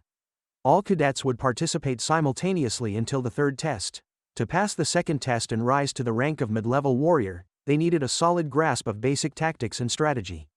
With a sly smile, he informed them they had only 20 days to prepare. Many cadets exchanged anxious glances, questioning how they could possibly memorize so much information in such a short period. Hamyong, folding his arms, posed a rhetorical question about the 20 groups before answering it himself. In 3 weeks, only 10 groups would advance, meaning half the cadets would be eliminated. Mugame stood confidently while others shifted nervously. Hamyong recognized that the 6 noble clans held a clear advantage in this setting. With a short laugh, he warned that this would be the first and last group-based test. If they failed to cooperate, they would all fail together. Professor Ho watched quietly, thinking to himself that Hamyong still had a talent for deflating morale. Hamyong ended the day's session and instructed the cadets to return to their dormitories to rest. As he turned to leave, he added that starting the next day, they would receive training in tactics and techniques from the instructors now standing before them. Many of the cadets grew fearful, recalling how those same instructors had beaten the unruly students during orientation. Birds circled overhead while shadows lengthened across the courtyard. The cadets were dismissed. At Group 8's gathering point, Impyeong stood silently, overseeing the group. Mugame approached him, prompting the instructor to ask why cadet number 3 had not yet left. Mugame smiled and requested a moment of his time. Standing before him, Impyeong reminded Mugame that instructors were not allowed to discuss training details. Mugame insisted, claiming he had a legitimate reason. He explained that he believed he would be elected group leader and that cadet number 7, currently in the infirmary, was unaware of today's developments. Since the test required full participation, he did not want their group to be penalized due to a lack of information. He closed his eyes and added that he merely wished to inform the cadet of what had transpired. Impyeong listened carefully but said nothing. Internally, Mugame sneered, labeling the absent cadet as lowborn scum. He planned to finish him off once he arrived. However, Impyeong surprised him by placing a hand on his shoulder and declaring it a thoughtful gesture. He offered to deliver the information himself and commended Mugame for showing leadership on the first day. Stunned, Mugame tried to object, stating he should be the one to handle it. Impyeong turned and reminded him that only instructors had access to the main building. Frozen in place, Mugame realized his plan had failed. He clenched his fist, frustrated that even as a member of the stealth clan, he could not maneuver around the system. Impyeong gestured for him to return to the dorms. Mugame reluctantly agreed, but before leaving, asked if he could be informed once cadet number 7 rejoined the group. The instructor replied that it was not a problem and that he would let him know the next day. Mugame thanked him and walked away. As the wind tugged at his clothes, Mugame smirked maliciously. If things were playing out like this, then he would simply wait. In his mind, he urged Yo-un to recover quickly, because once he did, he would make him suffer until death seemed like mercy. Chapter 12. The moonlight shone softly on the main building of the Demon Academy. Impyeong stood outside, his brow furrowed in uncertainty after asking if the recovery would really take 14 days. Jeongmyeong confirmed it would, explaining that the internal injuries were severe enough to require a minimum 2-week stay. An instructor standing beside them expressed concern, noting that such a delay would make it difficult for the cadet to reach the highest level in time. He asked whether there might be a way to speed up the healing process. Covering his mouth with one hand, the doctor admitted he had wondered the same. He added that if the cadet had any chi, there might have been a chance to accelerate the process, but cadet number 7 had no chi at all. As the doctor declared that nothing could be done except to wait, sweat began to form on Impyeong's face. The instructor looked away, his mind focused on the approaching second test, which was only 3 weeks away. The idea of someone being hospitalized for 2/3 of that time felt absurd. He could not accept that his group might be expelled because of one person's condition. Jeongmyeong turned to the instructor when asked if he could speak with cadet number 7. The instructor mentioned he had much to discuss. Inside, Yo-un lay with his eyes closed. The doctor informed them that the cadet was currently sleeping and asked if he should be awakened. The instructor declined, saying he would return the next day since the boy would still be there. As he left, the door remained ajar behind him. The instructor glanced at the silhouette behind the screen one last time. Impyong closed his eyes in frustration and clicked his tongue before exiting the room, his thoughts lingering on how the boy had barely passed the first test. He concluded that whatever luck had brought Yo-un that far must have now deserted him. Meanwhile, Yo-un remained asleep, his expression peaceful under the silver gleam of the moon. The trees swayed in the wind as a shadow flickered between the buildings. A dark figure appeared in front of the infirmary. The door, left slightly open, creaked as someone kicked it lightly. Yo-un startled awake. Siop-mang stood nearby, grinning, and cheerfully announced his arrival. Yo-un, still groggy, pulled the screen aside and asked for confirmation. He recognized the man's scent. Alcohol fumes lingered heavily in the air. Siop-mang took a drink from a bottle and asked if Yo-un wasn't going to greet his teacher. Rising quickly, Yo-un bowed and politely wished him a good morning. Wiping his mouth, Siop-mang asked whether the boy had completed the homework assigned the previous day. Yo-un hesitated in surprise, prompting the teacher to frown. When asked if the task had been about qi breathing, Yo-un confirmed it, realizing Siop-mang had instructed him to memorize the breathing techniques. He thought back to how he had only just been taken to the infirmary the day before, and it became clear the teacher's patience was extremely limited. Siop-mang cleaned his ear lazily and assumed Yo-un had forgotten everything. However, Yo-un quickly raised a palm over his fist and responded that he had learned it all. He silently felt grateful to Nano for accelerating his healing. Siop-mang noted how impressive it was for the boy to learn despite being sick, admitting he had only made the comment to provoke him. He praised Yo-un for completing the task, and the boy humbly thanked him for the recognition. Outside, the sky had already dimmed into twilight. Yo-un asked whether the teacher thought his arrival was too early. Siop-mang replied with a question of his own, wondering if the student was tired. Yo-un answered that he was not. Gripping the boy's shoulder, Siop-mang said he was relieved and added that there was something important to explain. Yo-un looked at him with surprise when Siop-mang revealed that he could only teach him for 2 weeks. Disappointment flickered in the boy's eyes as the teacher elaborated. While Yo-un remained in the infirmary, Siop-mang could visit him freely.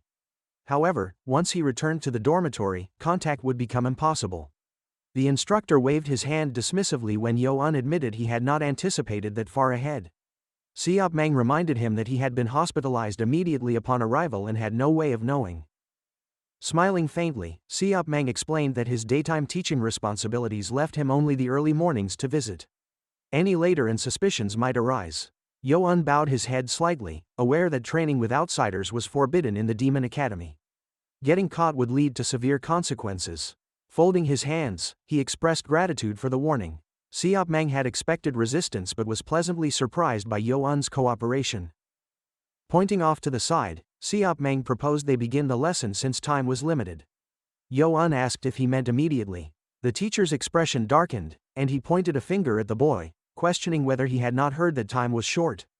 Yo-un, slightly confused, nodded and followed the instruction to sit down. Dropping to his knees, Yo-un prepared himself. Siop-mang instructed him to hurry, and Yo-un glanced back, wondering why the teacher was going through so much trouble. Siop-mang sat behind him, acknowledging that it was fortunate Yo-un had memorized the breath of 1,000 martial arts. Placing a hand on the boy's back, Siop-mang prepared to act. Yo-un turned, asking what the teacher planned to do. Siop-mang replied that, given the urgency, he would forcibly implant the energy into him. Alarmed, Yo-un asked what that entailed. Siop-mang smirked and explained that this grueling method had been created by the boy's great-grandfather. He reassured him that everything would be handled properly. White energy enveloped Siop-mang's hand as he instructed Yo-un to clench his jaw. Any noise might attract guards, which would ruin everything. As Yo-un gritted his teeth in pain, Nano reported that intangible energy had entered his bloodstream and was undergoing analysis. According to Nano, the energy type had been identified as KY, or chakra, and an assessment of its effects on the user's body was underway. Veins bulged across Yo-un's body. He kept his eyes closed, thinking he knew Siop-mang's chi was responsible, but the pain was overwhelming. Siop-mang looked ahead, visualizing the flow of chakra within his student's body. Despite Yo-un's complete lack of martial training, there were no obstacles hindering the energy's circulation. Siop-mang's hand remained steady on the boy's back. He observed that the muscle structure seemed trained, though he was certain Yo-un had no previous experience. A frown crossed his face as he speculated whether this might be the work of the Lord. He recalled a vision of his lord standing beside Lady Hua, the only one of his 7 wives he truly cared about. She had been laughing, eyes closed, and the memory led him to wonder if the Lord had secretly raised this child. Regardless of the origin, Siopmang concluded that things were progressing well. Yo-un remained still, teeth clenched, as the teacher noted that with such a well-suited body, developing enough chi would take only days. Elsewhere in the Demon Academy dormitory, tension flared. A cadet was struck in the face, and another extended his leg confidently in front. Other cadets rushed in excitement, calling for the prince. One of them, his face damp with sweat, demanded to know who dared strike a member of the Poison Clan. The injured cadet wiped the blood from his lip and asked if it mattered who they were. Baekji pointed to himself, declaring that in the Demon Academy, strength ruled above all. Since he had emerged victorious, he would now become the leader of the 12th group. Chapter 13. Siopmang stood quietly behind Yo-un with his hands folded, watching him with sharp, attentive eyes. Yo-un opened his eyes slightly, exhaled, and wiped the sweat from his face. When asked if he remembered the chi paths, he affirmed that he did. Siopmang raised the bottle to his lips and acknowledged that the process had likely been painful the first time. However, he remarked that this was often the most effective method to instill knowledge in someone who, like Yo-un, initially had no chi. As Siopmang reminded him that 7 days remained and that he had to gather sufficient chi within that time, Yo-un turned to him, acknowledging the challenge ahead. Siopmang then brought his hand to his face and asked if he understood the task. Yo-un looked away, reflecting on the strain his teacher must have endured. Judging by Siopmang's weariness, it was clear that he had invested a great deal of his own chi into the training. Yo-un bowed deeply and pledged to do his best under the teacher's guidance. Siopmang placed a hand on Yo-un's shoulder and informed him that the training was now complete. A rare smile of satisfaction appeared on Siopmang's face as he reminded Yo-un to master the dancing springs breathing technique and the chi pathways with precision. When Siopmang announced his departure, urging Yo-un to recover quickly, Yo-un nodded in gratitude. As dawn's light crept through the window, Yo-un stared ahead with determination. He resolved to accumulate chi within a week, firmly believing it was possible. Outside the training hall of the Demon Academy, silhouettes stood across the open grounds. Hamyong observed them with a stern gaze, unsurprised by the sight before him. He stood tall, analyzing the cadets who had become group leaders. Behind one of the girls, several cadets lay battered, victims of the previous day's conflicts. He noted the injuries and reflected on the chaos. The instructors had deliberately stayed away from the dormitories on the first day to allow the cadets to fight freely and determine a natural hierarchy. Lowering his gaze, Hamyong noticed a particular boy, Baekji, standing at the forefront of one group. He had expected Jongsom, the Poison Clan candidate, to lead the 12th group. However, cadet number 18 had assumed the leadership role instead. A cadet behind Baekji averted his eyes in disapproval. Observing them closely, Hamyong concluded that this group had gone through a harsh trial. It was evident that Baekji was not only aware of the situation but had also displayed courage by confronting Jongsom directly. Professor Ho appeared behind Hamyong, signaling the start of training. The attention of the cadets shifted toward the staircase, where several instructors stood. Professor Ho announced the training schedule. For the next 7 days, mornings would be dedicated to learning tactics and strategy in the adjacent classroom, while afternoons would be reserved for physical training on the grounds. A strong wind swept across the training yard as he asked if everyone understood the schedule. The cadets responded in unison with the academy's motto. They were instructed to move to the auditorium, and the first group was ordered forward. Jongsom began to sweat and froze when someone called out mockingly. Mugame stared at him with disdain and questioned how someone like Jongsom had fallen so far in the ranks. With a sneer, he commented that the Poison Clan was powerless without its signature poisons, mocking Jongsom's descent to the bottom. Jongsom clenched his fists and glared at Mugame before turning away. Baekji, without acknowledging him, turned his back. Jongsom fumed internally, thinking of his prestigious lineage and how someone of Mugame's status had dared to insult him. His anger simmered as he thought about Baekji's temporary enjoyment as group leader, vowing that Baekji would regret being in the same group. That night, the full moon cast its glow over the dormitories of the Demon Academy. Mugame turned when addressed by Impyong, who praised him for his performance during the second group training. Mugame, feigning modesty, replied that he was honored. However, sweat formed on his brow when Impyong mentioned that cadet number 7 would remain in the infirmary for 2 weeks. Mugame asked for confirmation, to which Impyong explained that the doctor had determined it. Impyong sighed, eyes closed, and added that although the cadet might understand the theory, practicing without chi posed serious challenges. Still, he planned to visit the injured cadet again. He encouraged Mugame to continue putting effort into both training and studying during their free time. Mugame respectfully folded his hands and bid farewell. Moments later, Mugame kicked a door in frustration. Cadets nearby looked on nervously as someone warned that displaying such a temper would only worsen things. Mugame, gritting his teeth, cursed loudly, declaring the situation a curse. He questioned how someone could remain in the infirmary for 2 full weeks. Ya Hyeon, his subordinate, tried to calm him, pointing out that the doctor's diagnosis was likely accurate. Mugame, furious, accused the injured cadet of faking illness. He struck a nearby pillar in rage, cursing the boy's tainted blood and fuming at the idea of him resting peacefully. Ya Hyeon whispered into his ear, suggesting an alternative course of action rather than senseless anger. Mugame raised an eyebrow in interest. 4 days later, Jeongmyeong sat alone in the infirmary office, complaining about the lack of patients. With his head propped on his hand, he lamented that Yo-eun might be his final patient. A loud noise startled him, followed by a scream. Impyong entered, explaining that one of his cadets had been wounded during training with real swords. He had avoided removing the sword to prevent further damage and had brought him immediately. Jeongmyeong, delighted to finally have a patient, instructed them to lay the boy on the bed. He quickly stitched the wound, impressing Impyong, who noted the doctor's skill. Jeongmyeong replied that it was thanks to the instructor leaving the sword intact. When asked about the boy's condition, Jeongmyeong reassured them that no vital organs had been harmed and the boy was fortunate. Impyong, sitting nearby, exhaled in relief. Jeongmyeong stated there was no need to worry and admitted he was more concerned about the growing number of injured cadets. Impyong confirmed that he was responsible for the students until the second test and now had 2 cadets in the infirmary.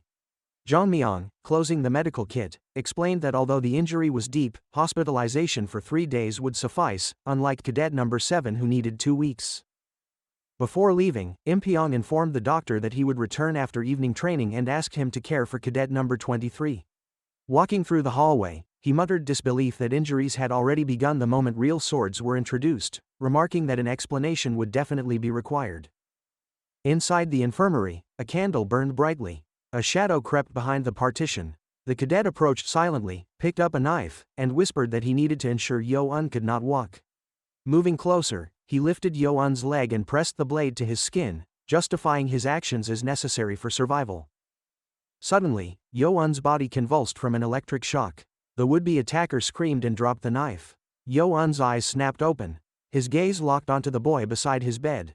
Looking down with cold resolve, Yo-eun acknowledged what he had suspected all along. Chapter 14. Moonlight streamed over the infirmary building, casting a pale glow on the room as Hyobong's eyes suddenly snapped open. A piercing scream escaped him as he stared at the ceiling, disoriented. Confused and alarmed, he asked why he had lost consciousness, only to realize that his limbs were bound tightly with rope. His hands were restrained, and panic set in as he demanded to know who was responsible for tying him up. Turning his head to the side, he came face to face with Yo-eun, who sat calmly beside the bed, wearing a faint smile. Yo-eun, addressing him with mocking familiarity, revealed that he was the one who had tied him up. Beads of sweat formed on Hyobong's forehead as he questioned Yo-eun again, unable to understand how he ended up in this state. Yo-eun explained with casual satisfaction that he had secured him while he was unconscious and positioned him neatly on the infirmary bed. Grinding his teeth in frustration, Hyobong tried to make sense of the situation. He remembered collapsing earlier and assumed he must have sustained internal injuries, yet his body felt intact. As his thoughts scrambled, he caught sight of his reflection in a nearby basin. Horror overtook him as he noticed something terribly wrong. He reached up, only to find his once beautiful hair completely gone. Screaming in disbelief, he thrashed on the bed, refusing to accept the reality. His voice cracked as he shouted, demanding an explanation for his bald head. His cries were abruptly silenced as Yo-eun slapped him across the face, commanding him to be quiet. Drool dripped from the corner of Hyobong's mouth as his head fell back. The shock forced him into unconsciousness once more. Moments later, Hyobong's eyes fluttered open again. He now sat directly in front of Yo-un, who watched him calmly. Yo-un asked if he had finally calmed down, but Hyobong, gagged and still tied, could only mumble incoherently. Yo-un's expression hardened as he demanded clarity, though he knew the gag prevented any real response. Hyobong's eyes shifted away nervously. When he first encountered Yo-un during the entrance ceremony, he had seemed timid and unassuming. Now, seated across from him, Yo-un exuded a dark and ominous presence that sent shivers down his spine. Fear took root as he realized how wrong his first impression had been. Suddenly, a knife gleamed under the infirmary lights. Yo-un held it casually as he asked Hyobong how he thought someone like him had managed to survive until now. He explained that numerous others had attempted to poison or kill him, and that people like Hyobong were not a new threat. His grip on the knife tightened as he questioned how many times Hyobong had tried to harm him. The blade hovered dangerously close to Hyobong's neck as Yo-un smiled coldly. He spoke with unsettling calmness, noting that Hyobong had clearly tampered with his food before. He asked if Hyobong knew how painful a knife wound could be, warning that such wounds could easily be fatal. The edge of the blade grazed Hyobong's skin as Yo-un remarked that silence was no longer an option. He demanded to know who had sent him, stating plainly that this was an act of sabotage. At last, Hyobong attempted to speak, prompting Yo-un to remove the gag. He coughed violently as his throat adjusted. Yo-un ordered him to talk. Hyobong opened his mouth slightly and feigned confusion. He looked away and asked if Yo-un was not afraid of being held responsible for harming a fellow cadet inside the infirmary. From outside, the faint presence of others near the building could be felt. Hyobong reminded Yo-un of the Demon Academy's rules, stating that students were forbidden from attacking each other outside of designated training and duel sessions. Yo-un brought the knife closer to his face and replied that he understood it would not be easy to extract information from him. Hyobong, defiant, turned his head and declared that no matter how much pain was inflicted, he would not talk. He smirked, thinking that Yo-un had underestimated his resolve. Yo-un, unshaken, clenched his fist and said it was time to test whether Hyobong would break or not. Without hesitation, he stuffed the gag back into Hyobong's mouth. Moving away from the bed, Yo-un mentioned that back where he lived, resources were scarce. In contrast, the academy had everything he needed. He approached a container filled with needles, causing Hyobong's eyes to widen with terror.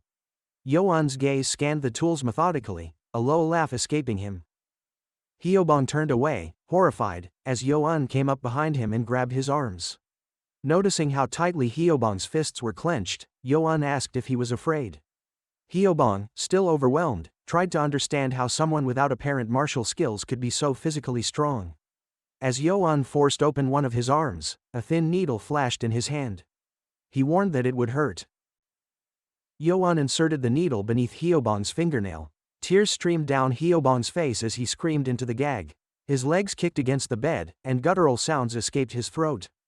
Blood trickled from his fingertips.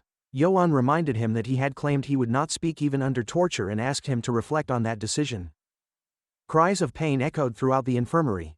Hyobong, gagged and bloodied, lay limp as Yo-un stood over him. With a faint smile, Yo-un commented on how many times Hyobong had fainted already. He asked if they should move on to the other hand, causing Hyobong to shake his head frantically. For the first time, Yo-un seemed surprised. He asked if Hyobong was ready to talk. When Hyobong nodded, he removed the gag again, remarking that it would have been better if he had talked sooner. Yo-un watched him closely, noting how broken Hyobong looked. Finally, Yo-un asked if it was true that Mugame was responsible. Hyobong stared at him in shock, asking how he knew. Yo-un replied that he had observed Mugame's behavior and realized that their instructor conveniently visited Yo-un daily, hinting at interference. Through this pattern, he had deduced the connection and only needed confirmation. Overwhelmed with emotion, Hyobong sobbed and admitted his name and identification number. He cursed himself for ever thinking Yo-un was weak. A dark aura seemed to engulf the room as he contemplated what kind of monster Yo-un truly was. He realized that Yo-un had been concealing his power and could not even begin to imagine how dangerous he would become in the future. Yo-un, appearing satisfied, stated that he had extracted all he needed. He told Hyobong to sleep, suggesting it was time to end things. Terrified, Hyobong promised not to tell anyone and began to ramble, pleading for mercy. As he begged, Yo-un slammed his head down onto the bed. Hyobong, dazed, stared blankly ahead. Yo-un struck his head again, and confusion filled Hyobong's eyes. He wondered whether Yo-un had used a paralysis technique. Sweat poured down his face as he rolled his eyes in disbelief, having assumed Yo-un had no chi. The truth hit him hard: Yo-un had deceived everyone. Chapter 15. The moonlight spilled across the rooftops as Seopmang darted silently from one building to another. A smirk played on his lips as he reflected on how unexpectedly fast Yo-un had progressed. The memory of the previous day resurfaced. He had been seated behind Yo-un, quietly observing the boy. At the time, he had frowned, baffled by how someone could manifest internal energy within merely 5 days. Normally, such a feat required weeks, even a month, of relentless effort. Yet, there Yo-un was, defying expectations. Sweat beaded on Seopmang's forehead as he considered the magnitude of what Yo-un had achieved. The plan had originally been to guide the boy into acquiring internal energy within 2 weeks, then begin instructing him on the fundamentals of the breathing method. Clearly, that plan would need revision. Seopmang allowed a mysterious smile to touch his face as the stars shimmered overhead. Later, under that same starlit sky, Yo-un stood respectfully before Seopmang and greeted him. Seopmang returned the gesture with a quiet smile. When asked where he had stored the object, Yo-un answered that it was under the bed and retrieved it from its hiding place. Inside the box was a dark sphere, a black demonic dragon marble, a potent healing artifact bestowed upon cadets who passed the first test. Created by the Demon Academy using concentrated medicinal herbs, this stone could grant the user the equivalent of 20 years of internal energy. However, its effects diminished with repeated usage, as the body developed resistance to its power. A putrid odor filled the air, prompting both of them to hold their breath. Seopmang, though accustomed to the smell, still found it foul. He watched Yo-un carefully, thinking that if the boy could endure the full dose, he would indeed gain the complete 20 years of chi.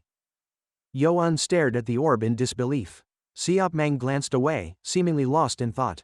A nearby screen drew their attention, revealing a restrained cadet, Hyobong. Seopmang asked whether Yo-un had done something to Hyobong's blood flow points. Yo-un calmly replied that Hyobong had tried to attack him shortly after the doctor left the room. He explained that just 5 days after enrollment, real swords had been introduced into training, and he suspected Hyobong had intentionally taken a hit to get closer. Crossing his arms, Seopmang expressed disbelief that someone would attempt such a stunt in the Demon Academy's infirmary. He questioned whether Hyobong had truly believed he could escape punishment. The unconscious Hyobong lay with his eyes shut. Seopmang then offered a more unsettling theory. Either Hyobong was unusually brave or had been ordered to carry out the attack. Yo-un's expression hardened, anger flaring behind his eyes. Sunlight filtered through the curtains as Seopmang observed his reaction and suggested that the boy knew who had given the order. When asked to name the person, Yo-un replied that it was someone from the Loyalty Clan, a fellow group member. Seopmang scoffed at the mention of the clan, noting that he had yet to meet a respectable person from that family. Bringing a hand to his head, he admitted that the clan's rebellious history made it difficult to oppose them directly.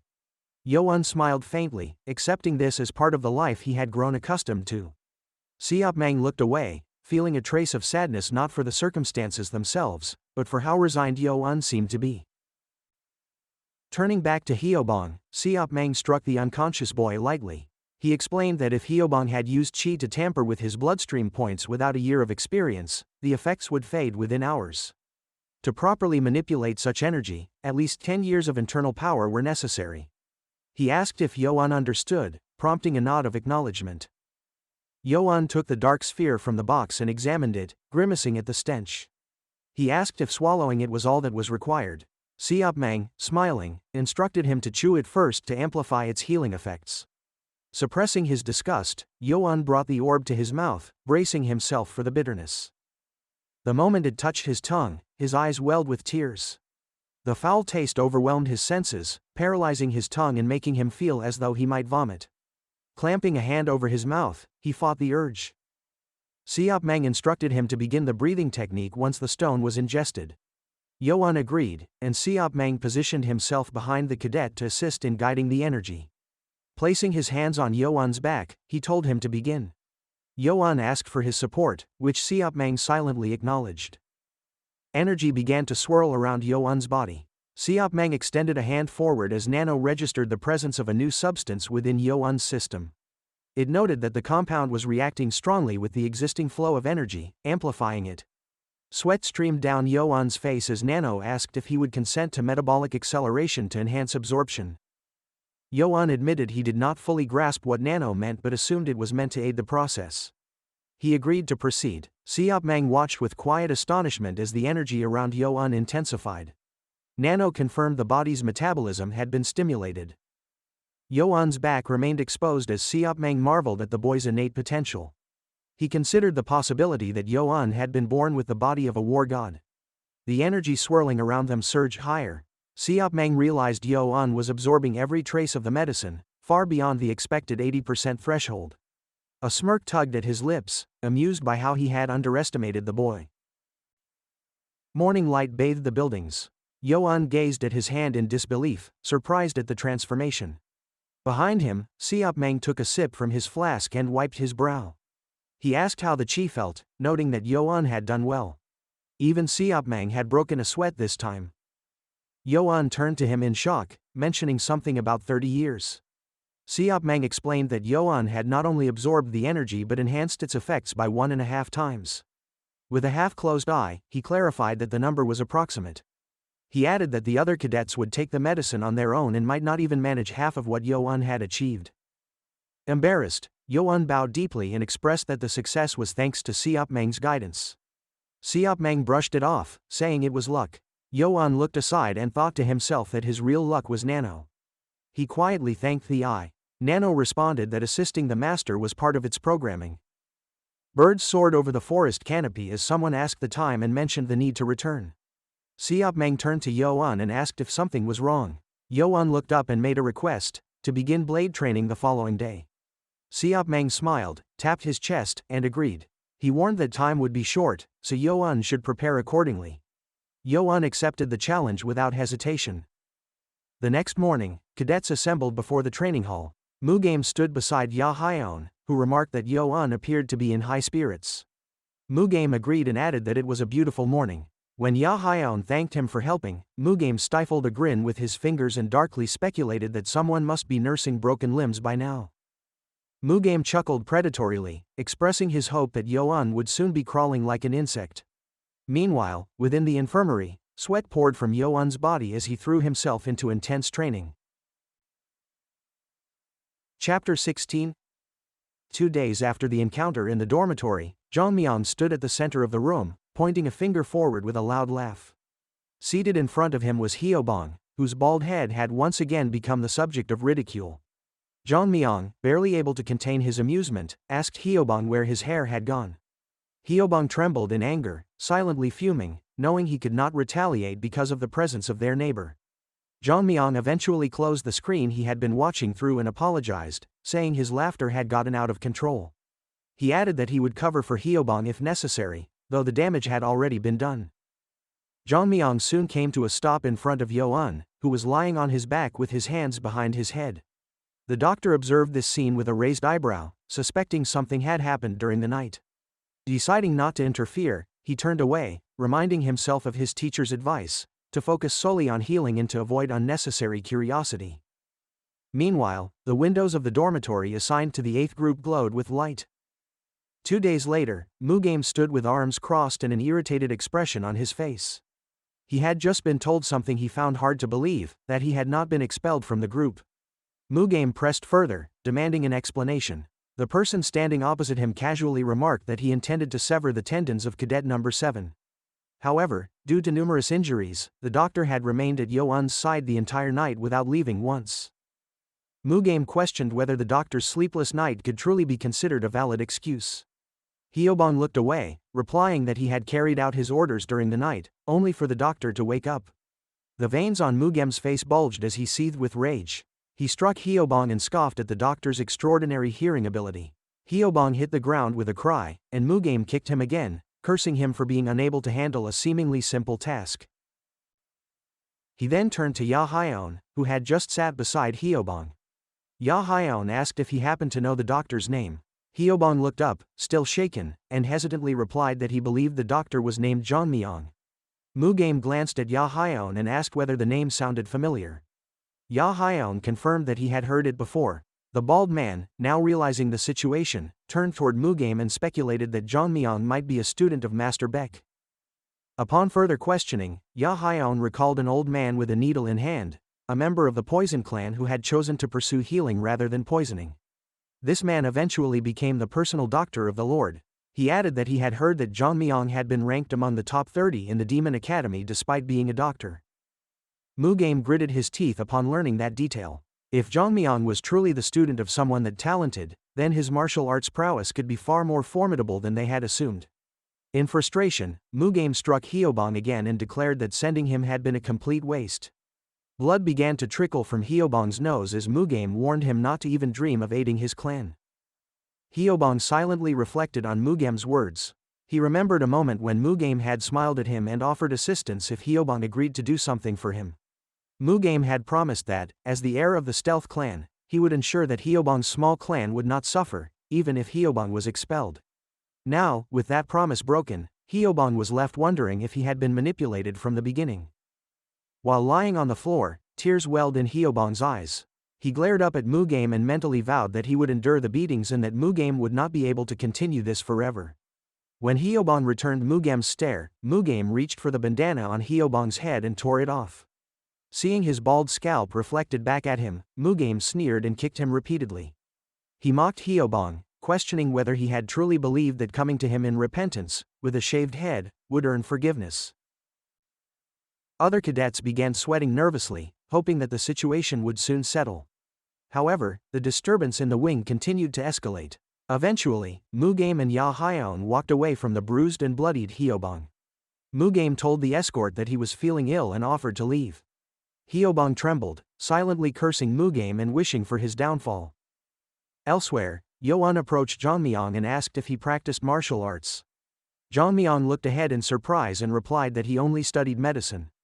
Lights flickered in the hallway of the infirmary, marking the 7th day since the last encounter.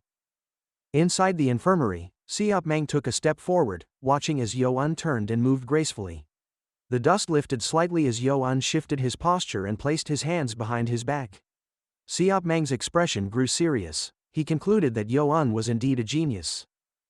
Yoan paused by the window, and Seopmang reflected on the fact that he had only demonstrated the butterfly technique a few times. Despite this, Yoan had already managed to refine his form significantly. His movements were natural and fluid. Seopmang frowned, understanding that with regular training, Yoan would likely master even more advanced techniques. Opening his mouth in astonishment, Seopmang announced that it was time to learn elemental techniques. Yoan clenched his fists, recalling the teacher's movements. With Nano's support, he could replicate the technique precisely. However, realizing the danger of appearing too perfect, he decided to slow down slightly to avoid suspicion. Yoan changed his posture again, this time lowering his body to touch the floor. Seopmang observed carefully, mentally reviewing how the butterfly chi technique was composed of 24 elements, with the first 3 combining to form 8 primary transitions. He sighed inwardly, knowing that he had spent too much time on the basics, leaving no time to teach the combinations. Yoan stopped in front of him, prompting Seopmang to confirm that the day's lesson had ended and that he should remember it well. Yoan respectfully folded his hands in response. Between his fingers was a folded paper containing the technique's core movements and chi control methods. Seopmang explained that although he had intended to teach this personally, the limited time meant that Yoan would need to master it alone using his intelligence and instincts. As Seopmang turned his back, he reminded Yoan not to disappoint him. Yoan responded with gratitude, assuring him that he would not fail him. Seopmang gestured toward a sword in its sheath. When he handed the weapon to Yoan, its polished blade reflected the young man's face. Seopmang announced that it was his personal wild blade. Yoan examined the weapon and commented that it was lighter than expected. Seopmang confirmed that, unlike ordinary swords weighing 3 to 4 pounds, the clan's precious blades weighed only around 2. Yoan speculated that the weight was related to the butterfly technique, which prompted Seopmang to call him a genius. With a flourish, Seopmang waved the sword through the air. Yoan picked up a piece of severed bedding and noted how sharp the blade was. He thought to himself that if Jeon Myung saw this, he would likely scold them both. Seopmang rested the blade on his shoulder and explained that despite its narrow form and light weight, the sword was forged from the finest metal. Its balance of sharpness and durability had earned it its name. After a final glance at the blade, Seopmang told Yoan to step back. He prepared to demonstrate what the boy had longed to see. As Siopmang assumed a combat stance, Yo-un turned to Nano. His eyes shimmered with light as he ordered Nano to begin the scan. Nano responded, confirming that the scan had been initiated as ordered. Chapter 17. As the first rays of sunlight crept over the distant hills, Siopmang dashed silently across the rooftop. Not far from him, Ragiom and Hamyong stood vigil, their eyes scanning the horizon. Hamyong noted that the left guard was finally beginning to withdraw. In response, Ragiom commended his efforts at feigning ignorance, a subtle nod to the political tightrope both men walked. Hamyong, turning to him with a strained expression, questioned how one could ignore a direct order. He admitted, however, that there was some small pleasure in watching the left guard retreat into hiding. Ragiom stared quietly into the distance before remarking that it was time to rotate the guards on the second floor. This shift, he added, would allow them a brief window of rest. Without waiting for a response, Ragiom turned and announced that he needed to leave. Hamyong called after him, asking why he was so preoccupied with the seventh prince. Ragiom, wearing a mask that concealed his face, turned slightly and said that it was simply a matter of fairness. Still puzzled, Hamyong stroked his beard and asked him to clarify a cryptic comment he had made earlier, referencing a metaphor about biting fingers and pain. Before he could finish, a gust of wind swirled around Ragiom, and a voice nearby told Hamyong there was no point in pressing further. Ragiom vanished into the wind. Hamyong muttered to himself that such behavior was typical of the wind god. He remarked that once Ragiom chose to vanish, there was little anyone could do to catch him. As the sun slowly rose, casting its light across the courtyard, Hamyong mused aloud whether 10 days would truly be enough to put everything in order. Inside the infirmary, Jongmyong stood beside Yo-un's bed, observing the young man with interest. Usually, Yo-un would awaken in the doctor's presence, yet this morning he remained deeply asleep. Jongmyong questioned aloud why the boy's eyes remained closed and remarked that this might be the last time he would experience such peaceful rest. Once discharged, Yo-un would face trials far more intense. The room was quiet, with no one else in sight. Jongmyong suggested that the young man take the opportunity to rest more. At that moment, the veins on Yo-un's hand pulsed visibly. Nano, the artificial intelligence within him, reported that the adjustments to his muscles in accordance with the butterfly technique had reached 80% completion. The changes in his venous system had reached 75%, and the process would be fully complete within 1 hour. Exactly 1 hour later, Jongmyong was fast asleep at a nearby table, a thin trail of drool on his chin. A sudden noise jolted him upright. He pulled back the screen and rushed to Yo-un's side, alarmed by what he saw. The young man had vomited onto the floor. Jongmyong pressed a hand to his forehead and asked if he felt unwell, then questioned what could have caused the shaking. Yo-un doubled over and vomited again, prompting the doctor to instruct him not to suppress anything. After the episode eased, Jongmyong helped him lie back down and checked his pulse. Sweat formed on the doctor's brow as he noted the alarming strength of the pulse. He wondered how someone who had been bedridden could show signs of such extreme exertion. Yo-un began breathing heavily, his mouth open as he fought for composure. Nano informed him that the body's reaction had stabilized. Yo-un covered his mouth and exhaled slowly. Jongmyong, baffled, grasped his head and muttered to himself, confused by the sudden calm. He noted that nothing like this had ever been described in his medical teachings. Turning his back to the bed, he decided to let Yo-un rest while he went to get lunch. The moment Jongmyong left, Yo-un's eyes snapped open. He sat upright in bed, opened his palm, then slowly clenched his fist. He stared at his hand, marveling at the strength that now surged through it. 6 hours earlier, he had felt nothing like this. He imagined how many teachers others would need to train to reach this level. He wondered if his own teacher would be terrified to learn that Yo-un's body had evolved so much in just 6 hours. Elsewhere, Siopmang was training. His gaze sharpened as he left a fellow student behind, demonstrating a remarkable burst of energy using only basic elemental movements. Yo-un watched from a distance, awestruck by the overwhelming pressure his teacher had generated without the use of chi. He asked Nano for a scan, and Nano confirmed that the scan had been completed. Siopmang returned his sword to its sheath and asked if Yo-un had observed it carefully. Yo-un nodded. Siopmang smiled gently and expressed regret that he hadn't taught the basic elements earlier. However, this would be their final lesson. He assured Yo-un that observing the demonstration alone would be sufficient to master the butterfly technique. Yo-un bowed in gratitude and promised to apply the lessons. Siopmang, with his back turned, offered one last piece of advice. The return to the academy would be difficult, and Yo-un must not falter. Standing before an empty window, Yo-un reflected solemnly. For the first time in a long while, he realized there was someone who genuinely cared about him. He touched the wooden window frame and quietly affirmed that he needed to live up to those expectations. He asked Nano whether the analysis of Siopmang's movements was complete. Nano confirmed this and stated that reproducing them would require significant restructuring of his muscles and veins. The estimated time for full adaptation was 6 hours. Frustrated, Yo-un questioned why it would take so long. He sliced the air with his palm, his eyes reflecting a cold emptiness. Streams of energy swirled around him. A faint smile spread across his face as he realized he had replicated one of the initial elements with the same precision as his teacher. He transitioned into the second element. Suddenly, his head turned.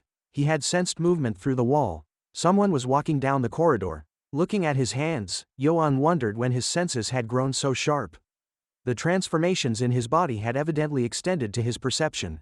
He smiled, recognizing that all preparations were now complete. Jeonmyeong soon entered the room. Yo-un placed a hand on his forehead and declared that he was ready to be discharged. Jeonmyeong asked when he had awakened and what had changed. Realizing the person he sensed earlier was the doctor, Yo-un touched his uniform and stood to face him. Jeonmyeong remarked that there were no other patients and asked what he should do once Yo-un left. Yo-un chuckled and promised to send patients his way soon. Jeonmyeong asked if he truly believed that, then added that a quiet infirmary might be a blessing. Waving to Yo-un, Jeonmyeong told him it had been fine having him there. Although the boy had much to endure, the doctor promised to pray for him. As the door closed behind Yo-un, Jeonmyeong folded his arms and admitted to himself that he had nothing left to do. He decided he might as well sleep again. Yo-un lingered by the door. His fingers brushed the wood as he thought about how uncomfortable the infirmary could have become if Jeonmyeong hadn't chosen to turn a blind eye to Siopmang's lessons. He silently vowed to remember the doctor's kindness and ensure he would receive the patients he desired. Meanwhile, in a separate location, both Mugame and Ya Hyeon shivered unexpectedly. A chill ran down their spines, leaving them wondering why they were suddenly overcome with goosebumps. Chapter 18. Silhouettes of cadets filled the main training ground during the afternoon group training session. Their expressions were tense as they glanced toward a specific direction, whispering among themselves. It had already been 2 weeks, yet a distinct tension lingered around one group, an uneasiness that made them seem like outsiders. Mugame observed the scene with a wicked smile, amused by the fact that the lowborn's offspring had finally shown up. Yo-un stepped forward. Impyeong, the instructor, noticed his arrival and asked if he had recovered. Yo-un glanced down and calmly replied that he was in perfect health. Closing his eyes, he recalled standing in front of Impyeong during a previous lesson, remembering the moment the instructor had asked if he remembered the positions from their theoretical training. At that time, the sword and shield had dropped to the ground as Yo-un had been ordered to join the others. He now moved toward Mugame, who sneered and questioned whether Yo-un had been so afraid that he only dared to show up now. Mugame added an insult, but Yo-un walked past him without acknowledging the remark. Mugame's pupils narrowed, his glare fixed on Yo-un, irritated at being ignored. However, Yo-un glanced back, mentally noting that Mugame should not celebrate too soon. The real test was yet to come. Impyeong raised his voice to address the cadets, warning that real swords would now be used during practice. He reminded everyone to be careful and maintain the proper distance.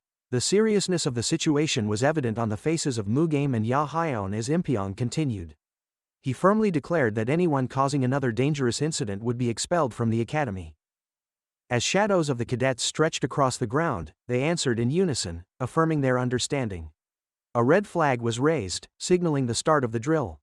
The cadets burst forward, raising clouds of dust with their synchronized movements. Mugame led with his sword, while Impyeong observed carefully. Despite Mugame's arrogance, he kept his team coordinated, as expected of a clan heir. 2 cadets held their swords at the ready, drawing the instructor's focus. His concern, however, rested on Yo-un. He had deliberately placed him in a role requiring the least amount of movement, assuming that would be safest. At least, he thought, Yo-un was not making any obvious mistakes. Yo-un, with his back to Impyeong, pressed on. The instructor watched him closely and admitted to himself that Yo-un was keeping pace better than expected. The rest of the cadets strained under the heat and effort. Sweat glistened on their faces as Impyong barked orders to align their shields and maintain formation. Above the academy, clouds drifted lazily across the sky while the cadets were praised for their form and reminded not to move until given the signal. One cadet trembled, trying to hold position. 15 minutes passed before Impyong called out, reminding them again to stay still and demanding to know who had moved. He questioned if they truly believed they could outperform other teams like this. Legs shook from exertion and pressure. Impyong, observing quietly, wondered if Yo-un was holding up. Those who had trained consistently were managing, but Yo-un had spent time in the infirmary. He stood still, unwavering, which made the instructor wonder if this was truly the same person from before. Impyong raised a yellow flag, announcing a position change. He had decided it was time to reassess Yo-un's capabilities. Mugame gave the command to form a semicircle around the enemy. The cadets responded quickly, raising their shields and stepping forward as instructed. The formation moved fluidly. Yo-un stood confidently at the front, eyes focused. Mugame clenched his jaw, seething at how Yo-un continued to perform flawlessly. He muttered to himself, certain that the so-called lowborn was not content with simply participating, he wanted to win. Ya-Hyeon raised his sword when a telepathic message reached him. In response, he subtly nodded and met Mugame's gaze. Mugame instructed him on the next move, targeting the third row. Ya-Hyeon smirked and acknowledged the order. As the rows shifted again, the academy echoed with marching footsteps. Shields were raised in 3 tight layers, forming a barrier. Yo-un analyzed the structure calmly, noting how simple it was thanks to Nano's support, which had provided a full video simulation of the scenario. Spears were thrust between shield gaps as cadets practiced offensive techniques behind the defensive wall. Ya-Hyeon crept up behind Yo-un, smirking maliciously. He believed Yo-un, a lowborn, should be groveling in the dirt. Lifting his foot, he aimed a kick at Yo-un's back. Yo-un turned and glared sharply. Ya-Hyeon, caught off guard, cursed and swung his leg anyway, deciding to add chi to make up for his lack of martial training. He expected resistance, but not what came next. A jolt of electricity surged through his leg the moment it touched Yo-un.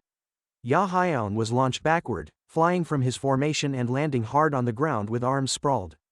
Mugame turned, wondering if his comrade had actually been thrown back that far. Ya-Hyeon lay still for a moment before groaning in realization. The chi Yo-un used was far more powerful than he anticipated. A shadow loomed over him. Impyong had arrived. The instructor crossed his arms, already knowing the answer, and asked if it was Ya-Hyeon again. Pain flared in Ya-Hyeon's leg as he sat up and turned toward the instructor. He winced, realizing the pain had not subsided. Cadets surrounded him with shields raised, their formation unbroken. Yo-un glanced back and allowed himself a small smile. Ya-Hyeon's rage flared. He couldn't believe a mere peasant dared to smile at him. Impyong narrowed his eyes and asked if Ya-Hyeon had clenched his teeth and still couldn't take it. Ya-Hyeon responded that it was actually his buttock. The instructor asked again, then struck him in the stomach, stating that everything was now clear. Resting his stick on his shoulder, Impyong reminded Ya-Hyeon that he had been the one who struck another cadet, number 23, in the back last time. Ya-Hyeon stood hunched over as the instructor sentenced him to 4 days of relentless training with his unit leader. No rest until lights out. A red aura flickered around Impyong as he listened to Ya-Hyeon's excuses. Behind Mugame, cadets murmured about how this punishment was deserved. Ya-Hyeon had acted too arrogantly for too long. He gritted his teeth in frustration. Mugame's eyes burned with fury. He ignored the whispers behind him, his mind focused on Yo-un. Chapter 19. Under the blazing afternoon sun, Ya-Hyeon knelt before the training leader, who informed him that for the next 4 days, he would be undergoing relentless training until lights out. From the side of the academy building, Impyong observed the scene with an unimpressed gaze, muttering that Ya-Hyeon was still trying to make excuses. Meanwhile, Yo-un stood silently, his attention fixed ahead. Hamyong, who was also watching, contemplated the unfolding situation. Hamyong noted that this would be a painful lesson. The chi Yo-un exhibited was much stronger than anticipated. Even if a royal bodyguard had trained him, it was still an anomaly. Resting his head on his fist, Hamyong considered that Yo-un's chi felt like it belonged to someone with over 30 years of training. He knew this was due to the demonic dragon marble Yo-un had consumed, but it remained remarkable that someone so young possessed such strength. Turning his head and leaning back in the chair, Hamyong concluded that Siopmang, known for his drunken behavior, was unlikely to have trained Yo-un properly. The evidence pointed instead to an unusual talent. Hamyong acknowledged that Yo-un had an innate ability to absorb the demonic dragon marble's effects to their fullest. He smiled at the thought. Despite Yo-un's half-blood heritage, he was still a tiger cub, a rare breed capable of greatness. Hamyong shifted his gaze toward Mugame. He imagined Yo-un facing Mugame in the upcoming group match. The encounter between the two heirs would undoubtedly be worth observing. Above the Great Hall, the sky remained cloudy as the cadets gathered at long tables for their meal. They began to eat upon Impyong's command. Chopsticks clacked against bowls, food was lifted to mouths, and conversation murmured throughout the hall. Yo-un brought a piece of chicken marinated in soy sauce to his mouth. The flavor overwhelmed him. Tears pricked his eyes as he remembered the tortuous 2 weeks of eating nothing but bland porridge. The contrast was almost too much to bear. Across from him sat Mugame, wearing a hostile expression. Yo-un noticed the glare but dismissed it. He wondered if Mugame would stare at him through the entire meal, but decided to focus on enjoying the food. There was no need to let petty hostility ruin his first real meal in weeks. Looking away, Yo-un acknowledged that he could not understand why Mugame harbored such resentment toward him. However, he held no intention of forgiving the 6 clans for their past transgressions. As he lifted the plate to his face, Yo-un remembered the pain of watching his mother die helplessly. Mugame would never understand that kind of loss. From this point forward, Yo-un vowed to surpass them all. As the sky above the academy turned clear and blue, an announcement declared dinner and the Friday schedule officially over. The cadets were free to go, except for one, number 80. A drop of sweat rolled down the bald cadet's face upon hearing this. Ya Hyeon quickly followed Impyong as instructed, while Yo-un stood at ease, smiling faintly. Before him was a 2-story building. As he walked past the others, Yo-un noted that room 8 belonged to group 8, which was convenient and easy to remember.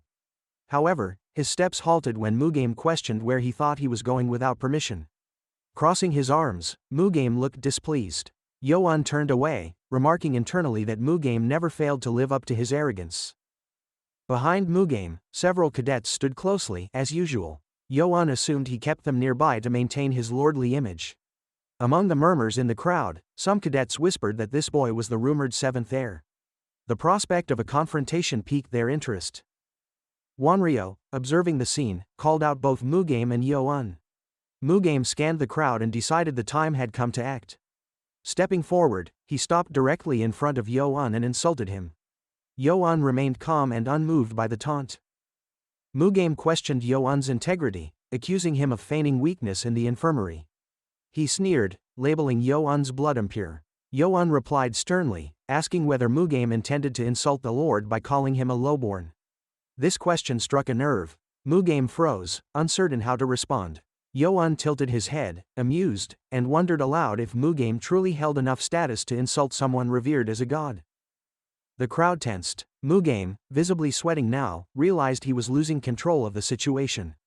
His plan to humiliate Yo-un had backfired. Wanryo chuckled, calling Yo-un an idiot from the Stealth Clan. Jeong-un, standing nearby with arms crossed, scoffed, puzzled over why Mugame was getting so worked up over trivial insults. Mugame clenched his clothes in frustration. He lunged at Yo-un, calling him an arrogant chatterbox and promising to destroy him. The punch missed. Instead, Mugame stumbled and fell to the floor. Blood dripped from his palm. Yo-un stood over him, smiling coldly, and asked who Mugame had intended to destroy. Enraged, Mugame shouted that a lowborn had dared strike him. He lunged again, this time swinging wildly. Yo-un moved effortlessly, disappearing from the spot. The crowd gasped as Yo-un landed on the roof of a nearby building. Jeong-un stared up in disbelief, wondering how someone so filthy could move like that. Mugame snarled and demanded that the other cadets apprehend him. However, none responded quickly enough. Yo-un was already gone, weaving through the forest. The chase began. The cadets pursued him, astonished by his speed. None could keep up. Yo-un kept just ahead of them, deliberately maintaining distance but never truly escaping. Mugame soon joined the pursuit, leaping past the others and closing in. He grinned maliciously, imagining the moment he would catch Yo-un and shatter his bones. He leapt forward and landed in front of him, blocking his path. Yo-un slowed to a stop and turned, facing him directly. Mugame threw insults, asking if Yoan had grown tired of fleeing. Yoan's foot shifted as he smiled darkly. He commented that the situation was amusing. Mugame furrowed his brow, unable to comprehend what Yoan meant. Yoan then raised his hand slowly. His voice remained calm as he explained that there was no need to reveal his full potential to everyone just yet.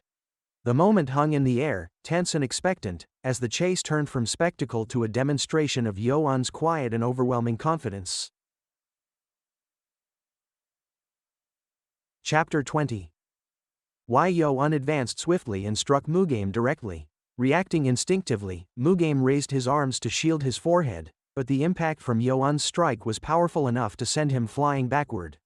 Despite having activated the 7-star defense technique, Mugame found himself unable to withstand the sheer force behind Yoan's blow.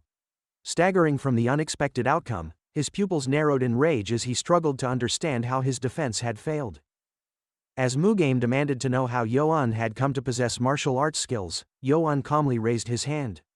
Mugame, now gritting his teeth in fury, began to piece together the situation. He recalled how quickly Yoan had moved despite being supposedly devoid of internal energy during the first test. Now, those same weightless movements appeared refined and precise. The thought unsettled him. Yoan observed the prince with quiet satisfaction. He had anticipated Mugame's nervousness, and it pleased him to see his opponent so rattled. Deciding to prolong the fight and keep Mugame on edge, he watched as the prince's subordinates arrived, calling out in concern. Responding without hesitation, Yoan swung his arm, executing the second stance of the butterfly dance technique. Mugame managed to dodge the attack, retaliating by driving his fist into Yoan's abdomen.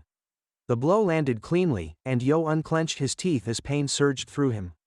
Seizing the opportunity, Mugame grinned and followed up with the second position of the Stream Clan's first martial technique. Yoan was struck again, this time by the prince's elbow, and was launched a short distance away. Yoan flexed his arm while recovering, admitting to himself that his internal energy still couldn't match Mugame's. Even before being granted the demonic dragon marble, Mugame's chi had surpassed the others, and now it was evidently more potent. Nevertheless, Yoan remained undeterred. Recognizing that he could not afford to give Mugame time to regroup, Yoan darted forward again, moving fluidly around his opponent. Mugame momentarily turned his gaze, just as the surrounding cadets looked on in disbelief. They questioned how someone they had dismissed as trash could wield martial arts that radiated such light. Yoan launched another palm strike, which Mugame narrowly evaded. Frustration mounted in the prince's expression as he retaliated with a kick that sent Yoan tumbling backward. As Yoan hit the ground, Mugame raised his leg to follow up, confident in his skill at close-range attacks. A smug smile crept across his face. He believed Yoan lacked the experience to counter his moves and was merely flailing without strategy. Yoan shielded his head, internally acknowledging his mistake. He had become too focused on his own offensive movements and failed to anticipate Mugame's counterattack. With a flicker of realization in his eyes, he listened as Mugame mocked him for using techniques that clearly didn't suit him. To Mugame, it was obvious that Yoan was just imitating others without understanding his own limitations. As Yoan's hand touched the ground, he questioned whether Mugame had figured out that he had only practiced 2 stances and lacked real experience. Despite this, he stared ahead with renewed resolve. He understood that Mugame had seen through his inexperience, but he also recognized that experience provided a crucial advantage. Standing before him, Mugame clenched his fists, demanding to know how Yoan had learned martial arts. He charged aggressively, announcing that he would extract answers later, and unleashed the 5th stance of the Creek clan's first martial technique. Yoan frowned, unsure which stance to respond with. At that moment, Nano alerted him to incoming danger. His eyes shifted in hue as the Nano machine activated enhanced visual processing to track the threat. Mugame moved forward, preparing to strike with both fists, while Nano engaged a defensive mode built into the training equipment. Sidestepping swiftly, Yoan reappeared beside a bewildered Mugame. He delivered an upward punch to the prince's chin. As Mugame stumbled back, covering his mouth, he realized that this move was not part of any known martial technique. Yoan, staring at his own fist in disbelief, questioned what technique he had just used. Nano scanned Mugame and reported that the move was part of a built-in combat self-defense system known as boxing, utilized for this training session. Still confused, Yoan asked for further clarification, and Nano explained that this behavior stemmed from an independent learning module that analyzed the opponent's movements hundreds of times per second to formulate counter strategies. Accepting this information, Yo-un positioned himself with his arms raised in a guarded stance. He still didn't fully understand what boxing entailed, but if Nano had adopted it, he was willing to trust it. When Nano confirmed that the analysis had concluded and that it was now possible to switch to the butterfly dance instead of boxing, Yo-un agreed immediately. Mugem's eyes narrowed with suspicion. He questioned how Yo-un had learned such fist techniques and suspected that he had been hiding a trump card. Yo-un resumed a fighting stance, stating that whatever had worked before would no longer be effective. Mugame launched a rapid barrage of punches, but Nano had already transitioned from boxing defense to the butterfly dance. Yo-un effortlessly avoided the attacks, smiling faintly as he realized he could now clearly read Mugem's intentions. He continued to weave through each strike, while Mugem's expression shifted from confidence to confusion. The prince could not comprehend how Yo-un was evading every single blow. Responding in kind, Yo-un waved his hand and unleashed a series of rapid strikes.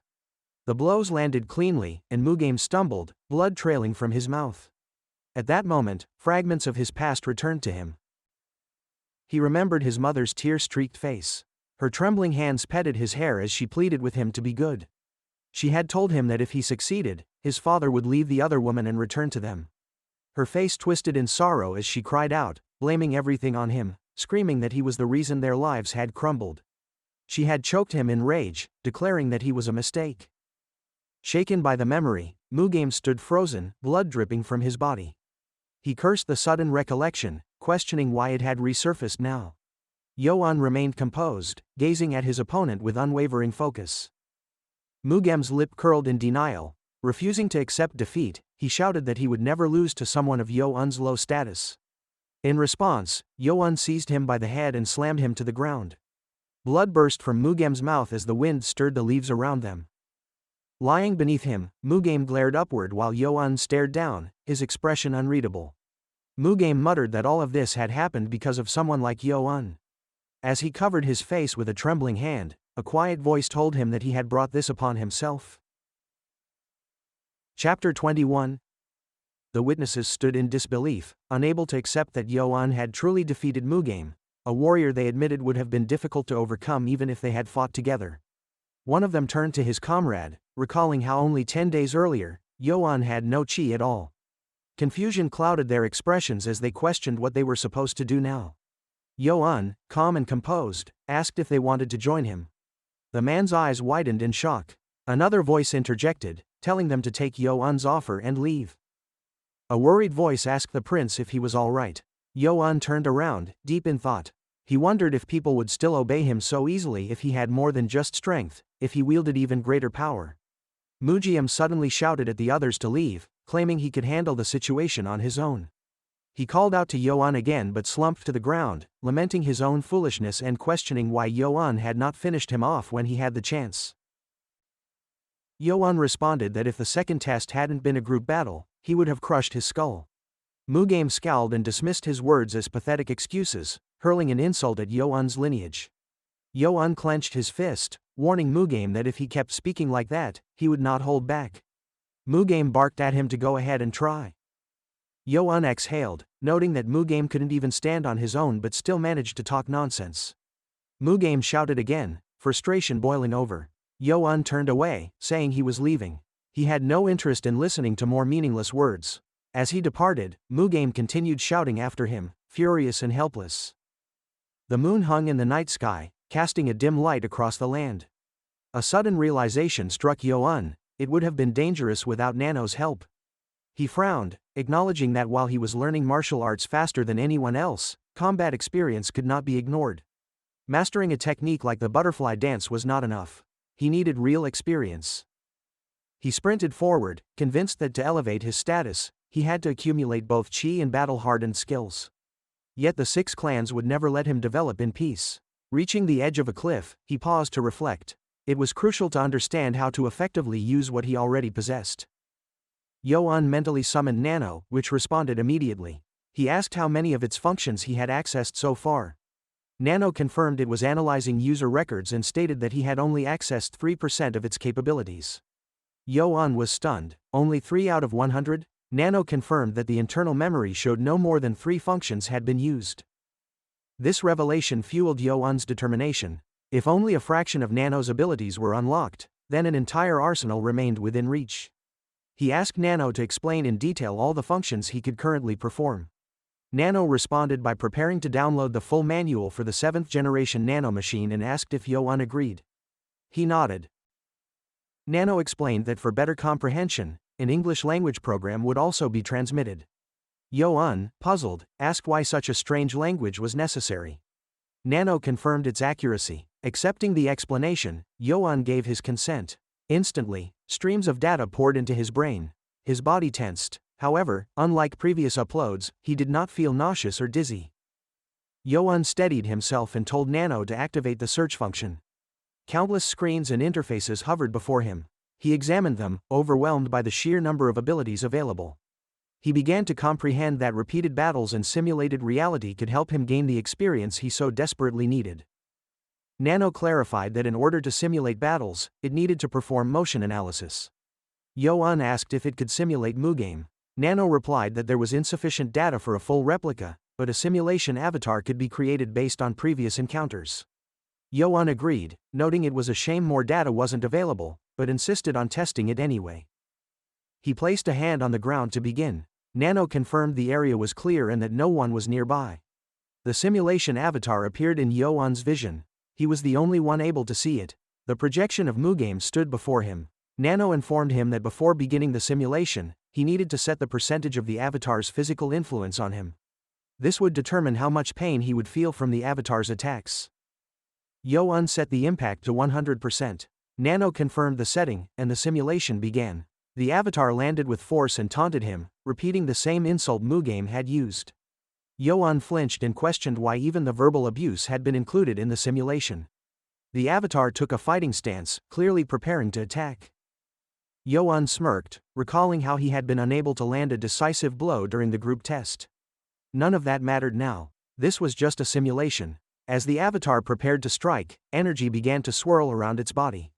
Yo-un dodged swiftly, the air slicing around them as their figures moved. The avatar sneered, accusing Yo-un of relying on such feeble attacks. Energy waves surged toward Yo-un.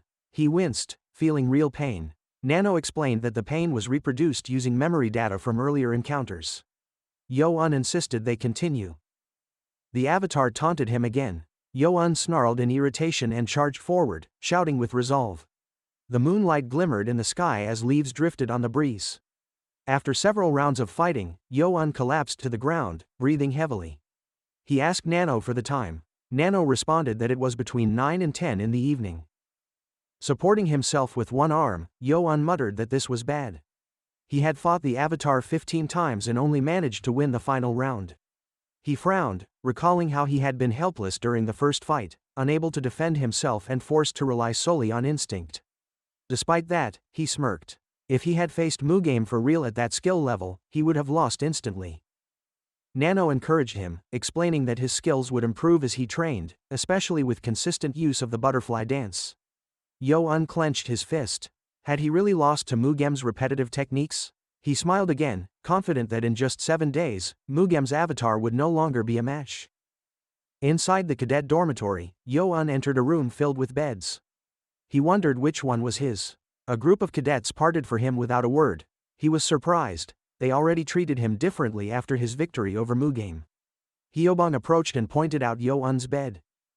Yo-un asked if that was true. The others whispered about his strange behavior.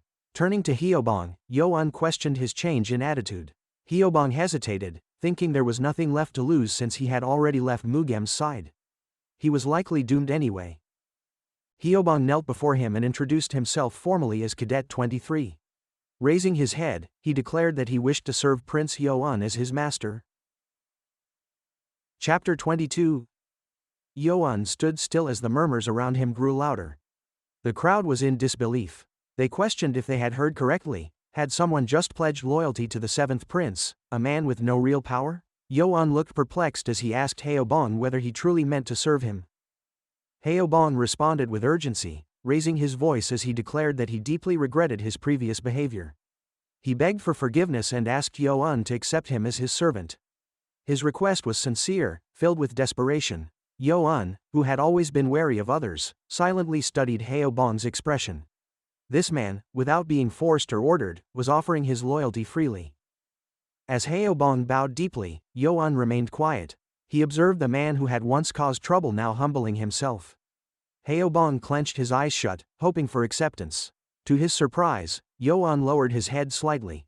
Haobong's eyes widened, a wave of joy washed over him, and he quickly expressed his gratitude, promising to serve with everything he had.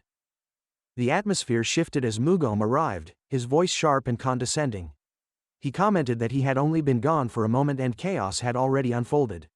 With contempt, he referred to Haobong as an insect, questioning whom he was showing loyalty to. Haobong trembled, but he tried to mask his fear. He mentally noted how unsettling both Mugom and Ya-Hyeon were, though he reminded himself not to falter. Yo-un turned to Ya-Hyeon and asked who gave him the right to insult someone else's servant. Ya-Hyeon, startled by the boldness of Yo-un's words, tried to respond, but Yo-un spoke again, labeling Ya-Hyeon as nothing more than a sycophant. Ya-Hyeon gasped at the insult, and Yo-un asked mockingly why he was suddenly stuttering. The crowd's attention intensified. Ya-Hyeon growled in response and hurled an insult, calling Yo-un a mudblood. Without hesitation, Yo-un dodged Ya-Hyeon's attack and countered, striking Ya-Hyeon in the back. The force sent Ya-Hyeon tumbling across the ground. Yo-un glanced at him and remarked that Ya-Hyeon was insignificant compared to the avatar. Haobong watched Yo-un with awe, convinced more than ever that he had made the right choice. Yo-un then turned his attention to Mugom and challenged him to try again. Mugom coughed, trying to brush off the encounter. As he walked away, he claimed that nothing would change just because Yo-un had acquired a servant. The crowd watched as Mugom left.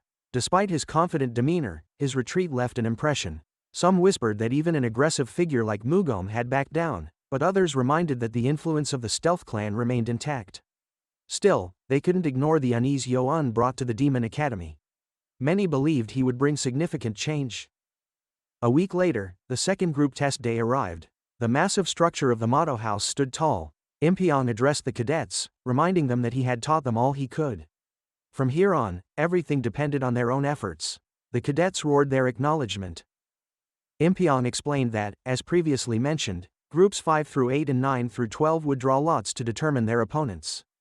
He then called the leaders of groups 1 through 4 to step forward. Footsteps echoed as the group leaders approached. Someone in the crowd commented that the leadership of groups 2 and 3 had changed.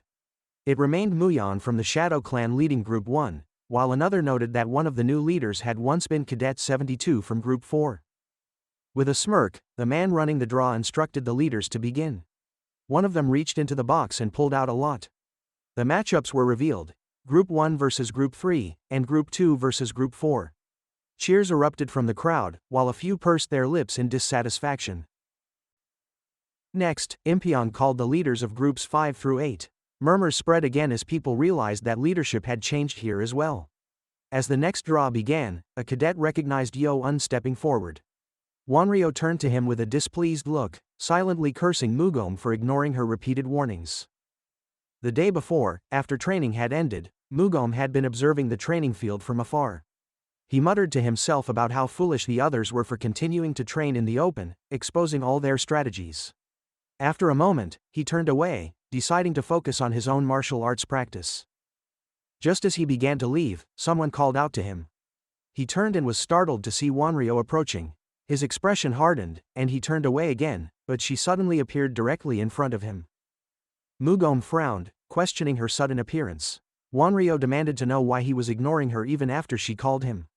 Mugom asked what she wanted. Raising an eyebrow, she explained that she had thought long and hard before speaking to him, only for him to treat her with indifference. He walked past her and reminded her of her previous words, how she had called the Stealth Clan fools and told him not to talk to her. Wanryo sighed and admitted that he was being incredibly frustrating. She decided to get straight to the point and urged him to listen carefully. She pulled up the sleeve of her sweater, revealing an injury.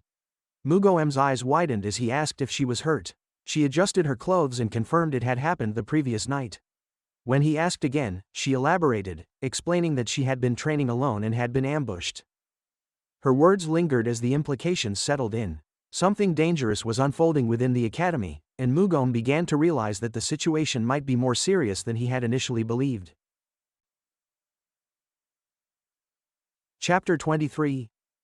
Wanryo stood with a scowl as Mugame spread his arms wide and questioned her about the ambush.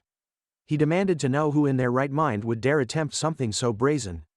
She responded curtly, stating that the attacker had hidden their face, so she could not identify them. Mugame scoffed, dismissing the attack as the work of a coward, implying that her injury had come from someone pathetic. Wanryo's eyes narrowed in frustration.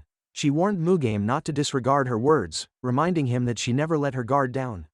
Mugame smirked and interpreted her message to mean that she had been caught off guard and was now advising him to be cautious.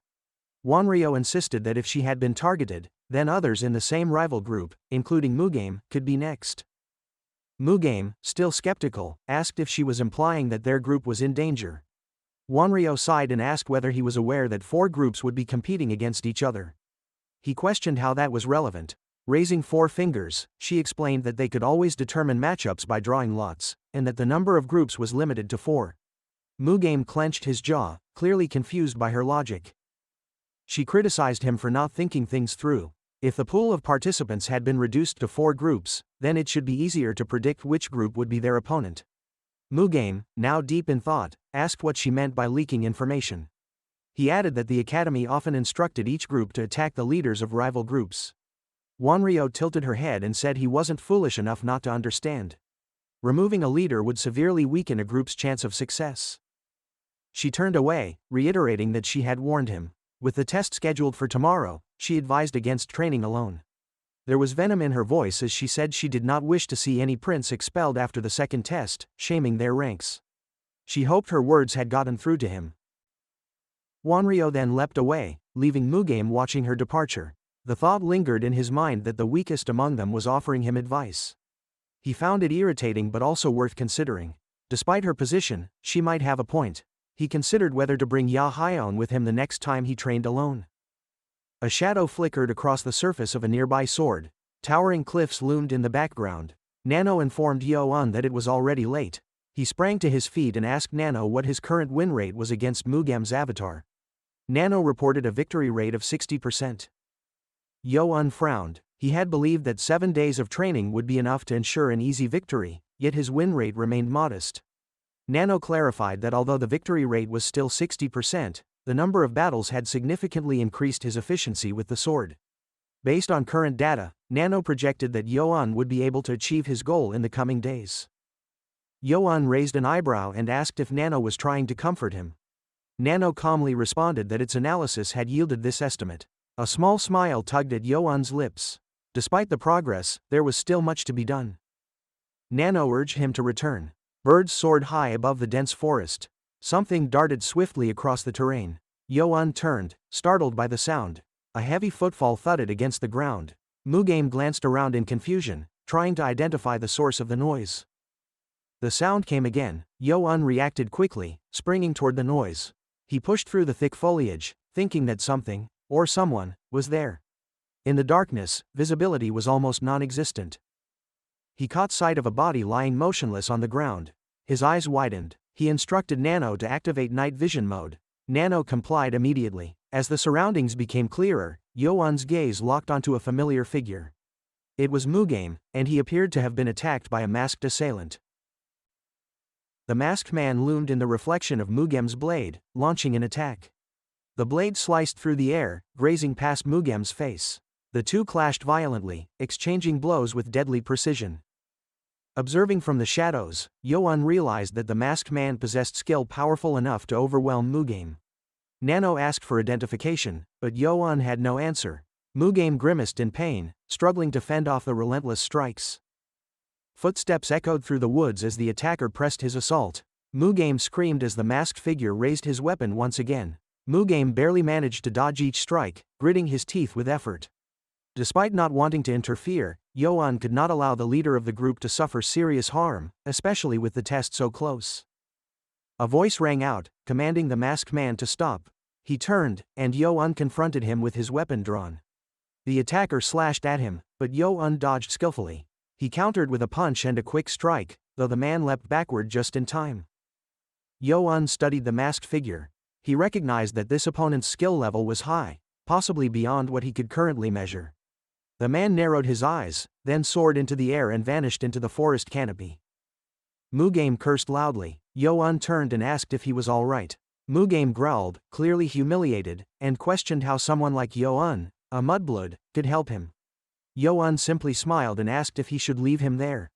He then picked him up and carried him toward the dormitory. Inside, the lights illuminated the concerned faces of their peers. Whispers spread quickly as they saw Mugame injured and in Yo-un's arms.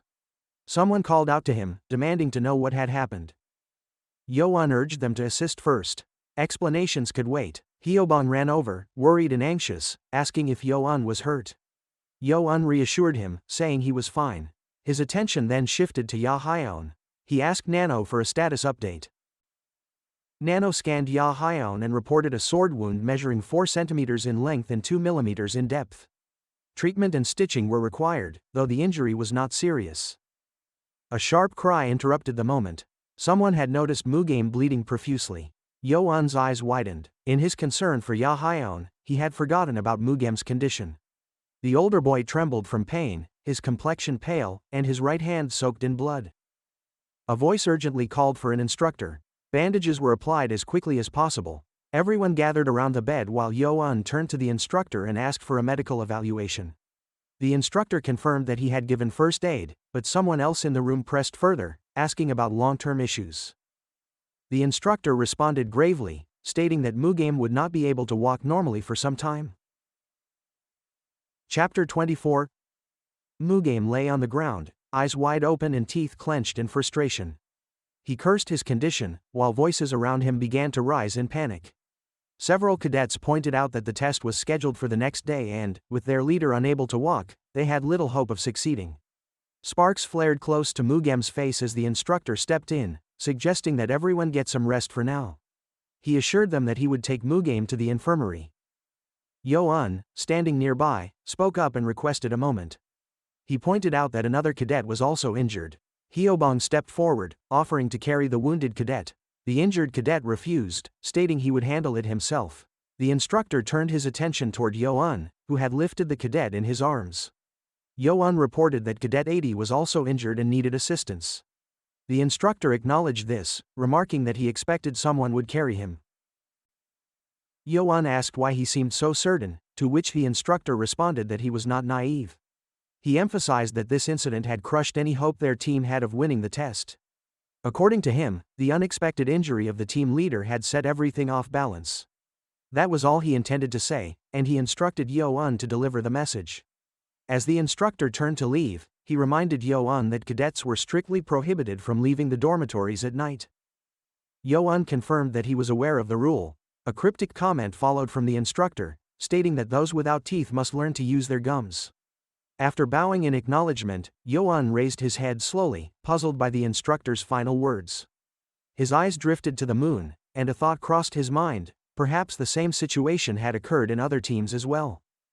Realization began to settle in. What he initially considered a mere flaw in the testing structure now appeared to be a deliberate setup.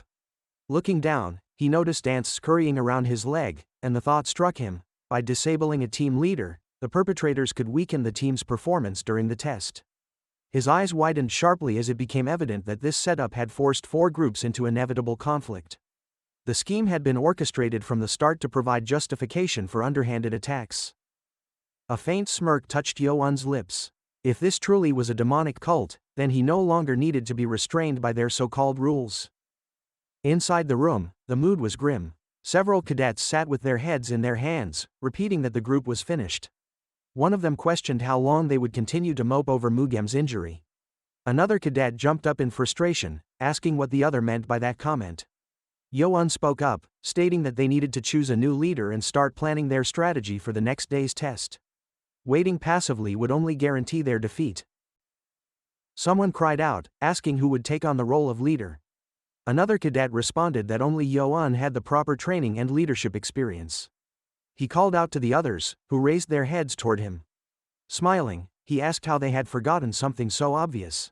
Hyobong enthusiastically pointed at Yo-un, declaring that they still had their capable and charismatic prince. A brief silence followed, until someone hesitantly asked about the so-called witch prince. Cadets exchanged glances. A hand rose in support.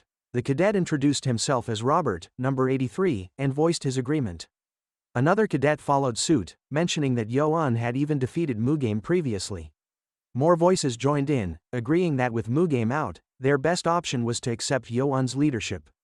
The main priority now was passing the second test. Yo-un confirmed with a calm expression that they all agreed to him taking the lead. He smiled, then shared a thought he had during their recent formation training. There was something else they needed to prepare for. Later that night, light filtered into a darkened room as a figure silently closed the door behind him. Mentally, Yo-un instructed Nano to activate night vision mode. The machine responded instantly, adjusting his vision accordingly. As his eyes adjusted and emitted a faint glow, he exhaled softly. Quickly, he crouched, his hand brushing the floor. A masked figure sat silently on a platform nearby. Yo-un recalled entering the 7th bedroom through an open door and asked Nano if anyone inside was awake. The machine scanned the room and confirmed that all 20 occupants were asleep. Crouching again, Yo-un confirmed that they had all finally fallen into slumber, then leapt through the high window. He asked Nano whether anyone in the room matched the masked figure who had attacked Mugame. Nano reported that it had scanned all 20 individuals and compared their body heights with that of the masked assailant. There were no matches. Yo-un flexed his fingers and considered that it did not matter. A sudden flash of lightning illuminated the room. Magic pulsed near the sleeping bodies. Yo-un recognized the cadet who had been sitting upright as the leader of this group. Without hesitation, he moved in. The cadet jolted awake, startled by the nearby magic. His eyes met Yo-un's just before foam began to form at the corners of his mouth. Yo-un concluded that this one had sharp instincts, just as expected of a group leader. Holding the upper hand, Yo-un pressed a few needles into the boy's limbs. He had pierced his muscles and meridians precisely, ensuring that the cadet would struggle to walk for days.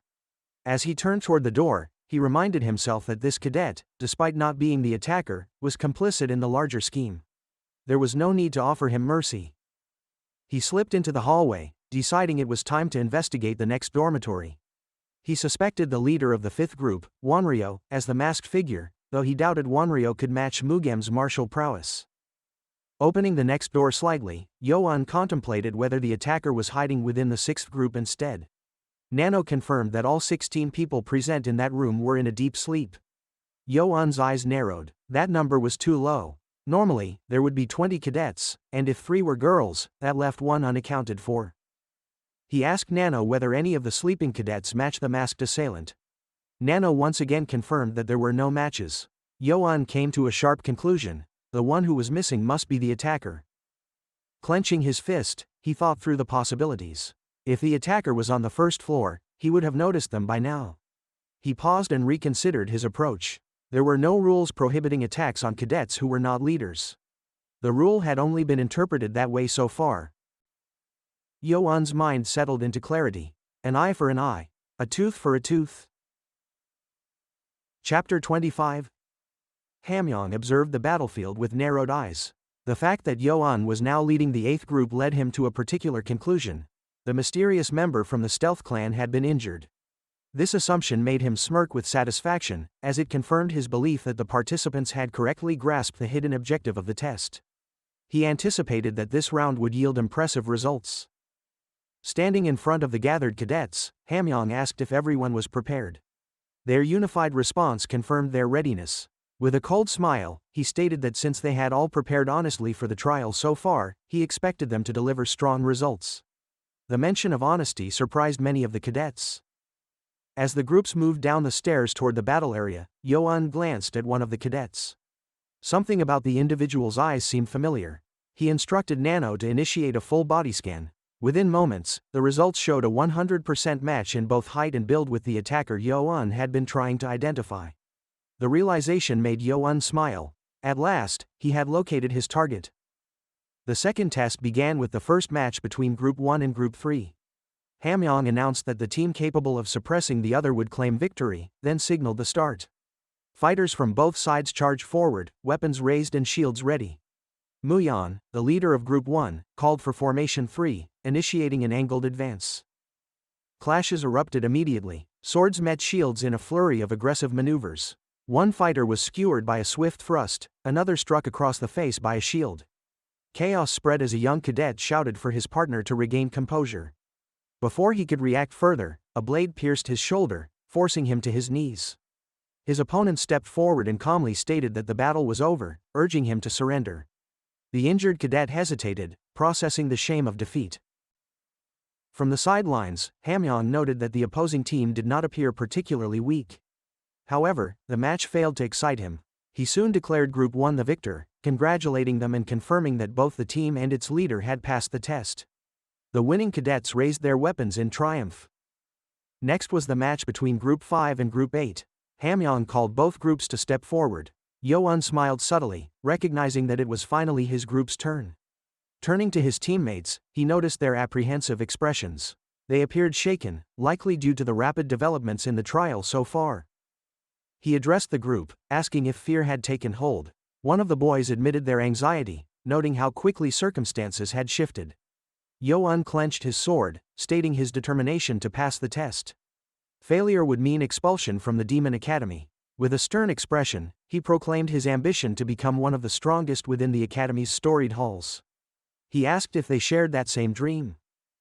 As his teammates listened intently, Yo-un reminded them that losing was not an option. He raised his sword high and called for them to join him in declaring victory. Although this show of confidence raised morale, Yo-un understood that enthusiasm alone would not win the match. Inwardly, he wondered whether he would emerge as the hunter or the hunted. Hamyong raised his hand again, signaling that the next team to defeat their opponents would win. He then gave the command to begin. On the opposing side, Wanryo frowned. She had hoped to face Mugame, but now found herself up against Yo-un. Even though she believed he lacked chi, she had no intention of going easy. She shouted for her team to attack. Yo-un immediately gave an order to Nano, instructing it to activate the training battle mode. Nano confirmed activation without delay. As the skirmish began, one of the enemy cadets yelled at his team to hold their ground, while Wanryo commanded her side to form up in Formation 2. Nano informed Yo-un that the opposing group had shifted into a spear-based formation. Yo-un's mind raced. A frontal assault would lead to immediate defeat. Without hesitation, he ordered Formation 6. His group quickly realigned into a linear formation. Observers were puzzled by this tactic. The linear setup was typically reserved for unarmed leaders, making it seem like a poor choice. Watching with folded arms, one of the instructors speculated that Yo-un's judgment had been clouded by his previous training under an old drunkard. Wanryo, now in direct combat with Yo-un, sneered and accused him of mocking her by calling her a worm. She lunged with her shield, but Yo-un blocked the strike. The force of the blow sent a gust of air rippling through the field, surprising Wanryo. She wondered whether he had infused his shield with chi and how he was able to hold her back for so long. From the sidelines, another observer stared in disbelief. Yo-un, having absorbed the demonic dragon marble, now possessed chi greater than Wanryo's. Everything was unfolding as he had planned. Wanryo cursed under her breath. She realized that if the situation continued like this, her team's formation would collapse. With frustration, she wondered how Yo-un had grown so powerful in such a short time.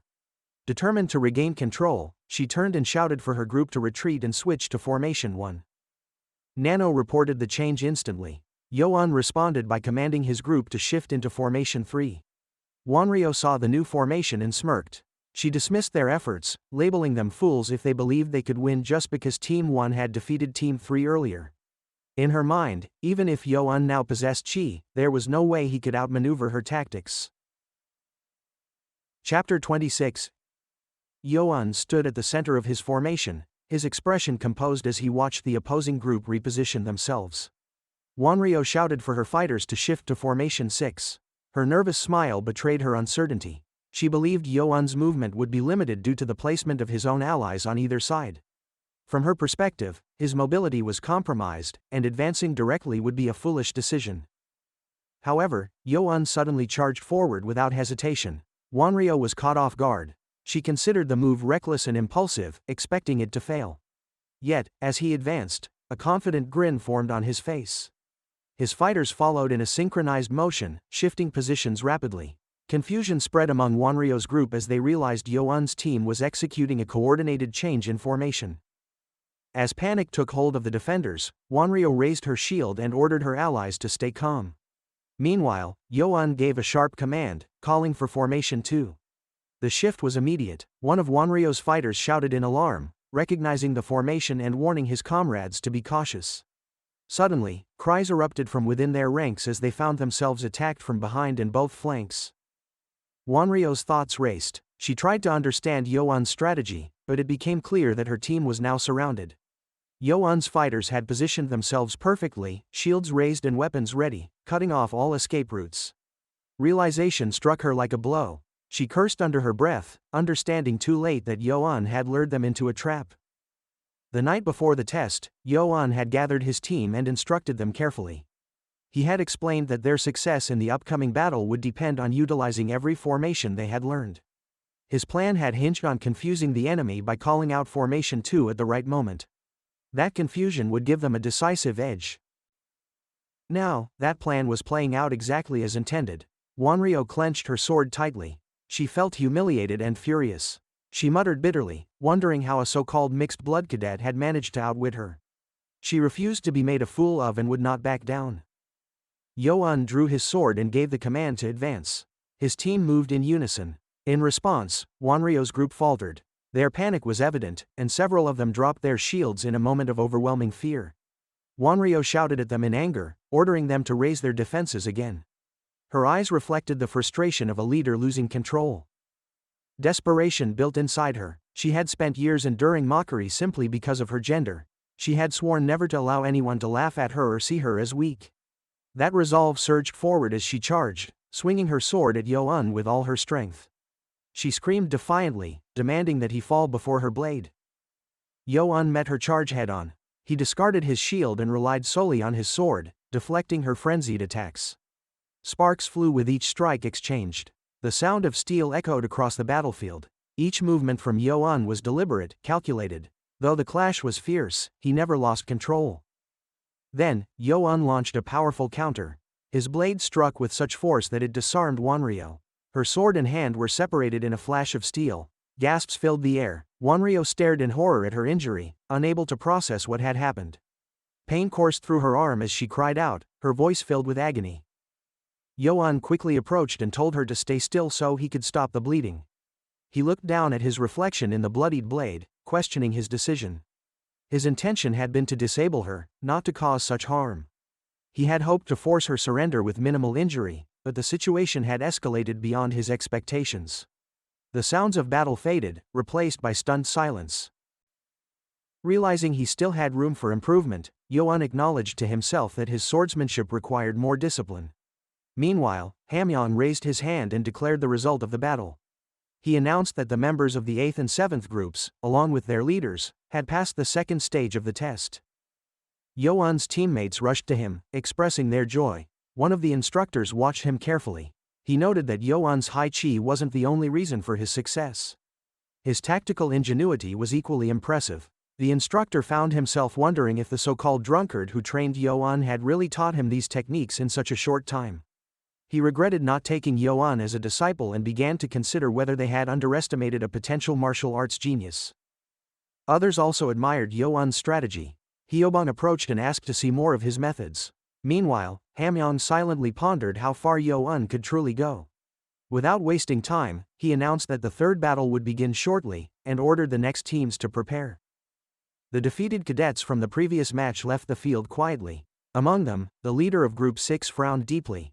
He recalled the moment when Yo-un had dodged his attack and countered flawlessly. He seethed in silence, convinced that Yo-un had deliberately concealed his strength. The leader's frustration boiled over as he glared at Yo-un, eager to see if that smug expression would return. The leader of Group 7 stepped forward and rallied his team. He shouted that if they launched a direct assault, victory would be easy. His fighters responded with urgency, charging forward at full speed. Observing this, the leader of Group 6 questioned their recklessness, then ordered his own formation to shift to Formation 2 and hold their position. Group 7's leader smirked, confident that his enemies were marching to their own demise. As the clash began, the Group 6 leader faced an oncoming opponent. He struck swiftly, disarming his adversary and sending the shield soaring into the air. With a precise thrust, his blade pierced through the other cadet's guard, drawing blood and causing the wounded fighter to collapse. Chapter 27. In the heat of the third round, the leader of Group 6 shouted for the fighters to advance. At his command, they surged forward with determination. Group 7 fighters, facing overwhelming pressure, struggled to defend themselves. Despite their efforts, they were steadily pushed back. The group leader barked an order to suppress them completely and prevent them from regaining any ground. However, what followed caught everyone by surprise. The opposing team's fighters turned pale as they looked toward Mugame, who now stood drenched in blood. A sense of dread filled the air. Mugame locked eyes with Yo-un and silently determined that he would be his next target. Yo-un, observing the blood-soaked warrior, forced a nervous smile. He quickly realized that Mugame was not an opponent to be taken lightly. The result of the third round of the second test became clear. Team 6 had triumphed over Team 7. Inside the motto house, the main hall shimmered into view. Shortly afterward, the first floor followed, giving way to the administrative area where instructors handled official duties. Inside the teacher's office, Professor Ho handed several documents to Hamyong. The papers contained a detailed list of participants who had failed, along with their corresponding scores, covering teams up to Team 5. Professor Ho commented that the number of failures this time was unusually high. In response, Hamyong asked if he was referring to candidates from high-ranking clans. Flipping through the documents, Hamyong observed that clanless individuals generally aspired to serve as guards for middle or high-class clans. He believed there would be no issue with them. However, he expressed concern that the heirs of high-ranking clans would sense something amiss. He remarked that those candidates had at least made it to the third round, and if not for the group test format, things might have gone differently. Frustrated, he sighed and blamed the deviation from the traditional rules of the demonic academy. Professor Ho responded by stating that it was already too late to reverse the current system.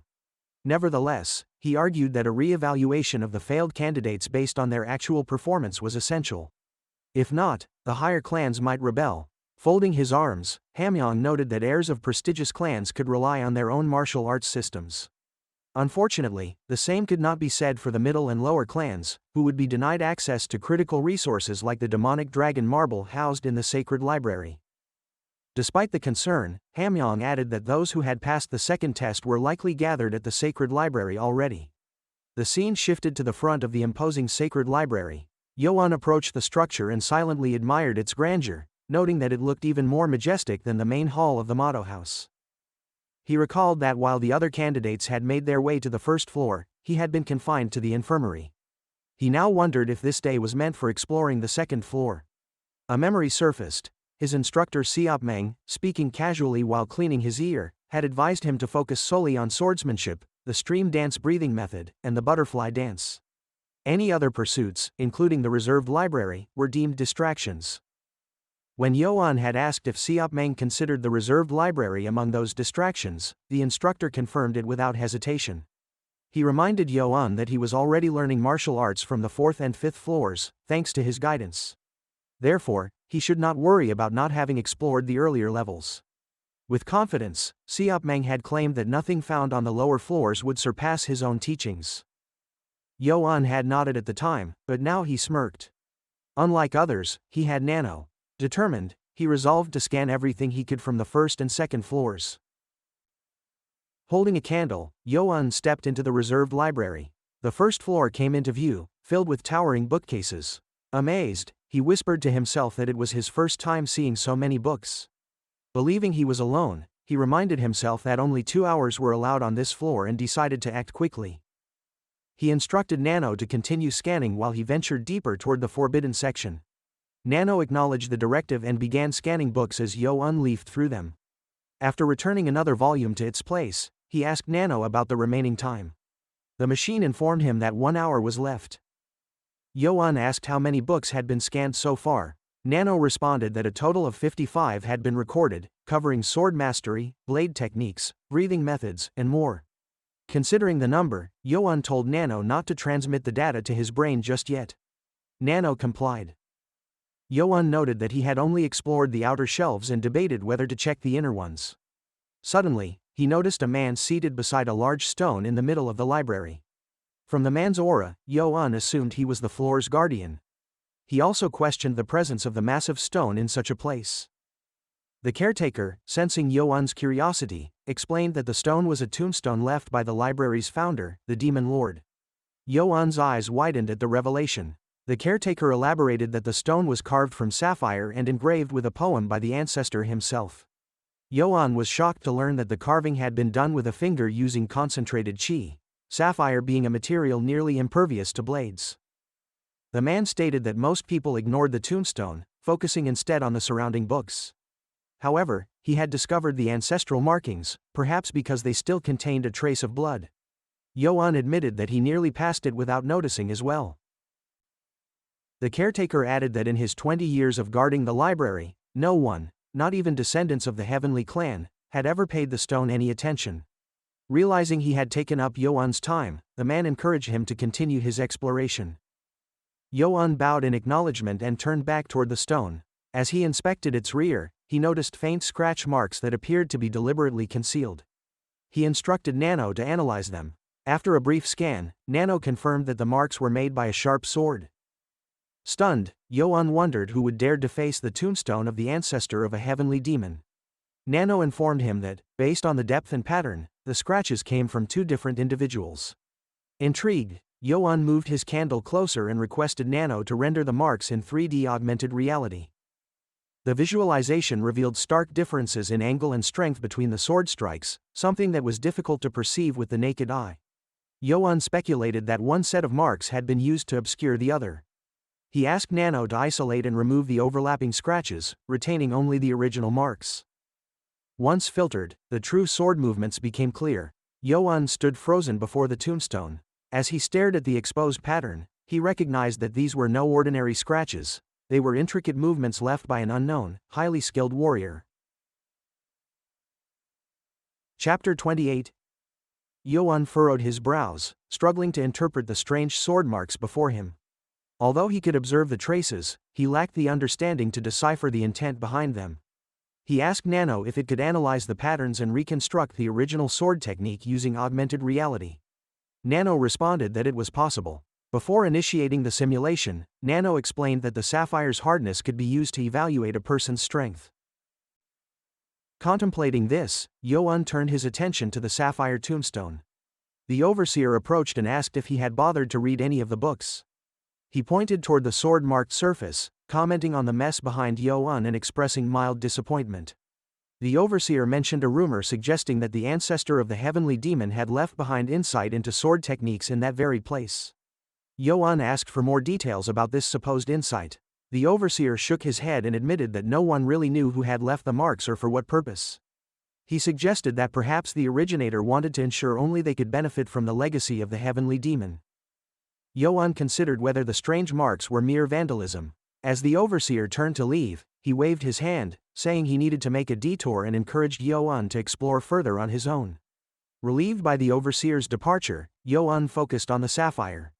Nano instructed him to place his palm on the surface to measure its hardness. Yo-un, though hesitant, followed the guidance. The analysis concluded, and Nano reported that if the standard hardness was 10, the sapphire ranked at 7. Holding the stone, Yo-un confirmed to himself that it was indeed quite solid. He questioned who had managed to inscribe sword marks so deeply into such a material.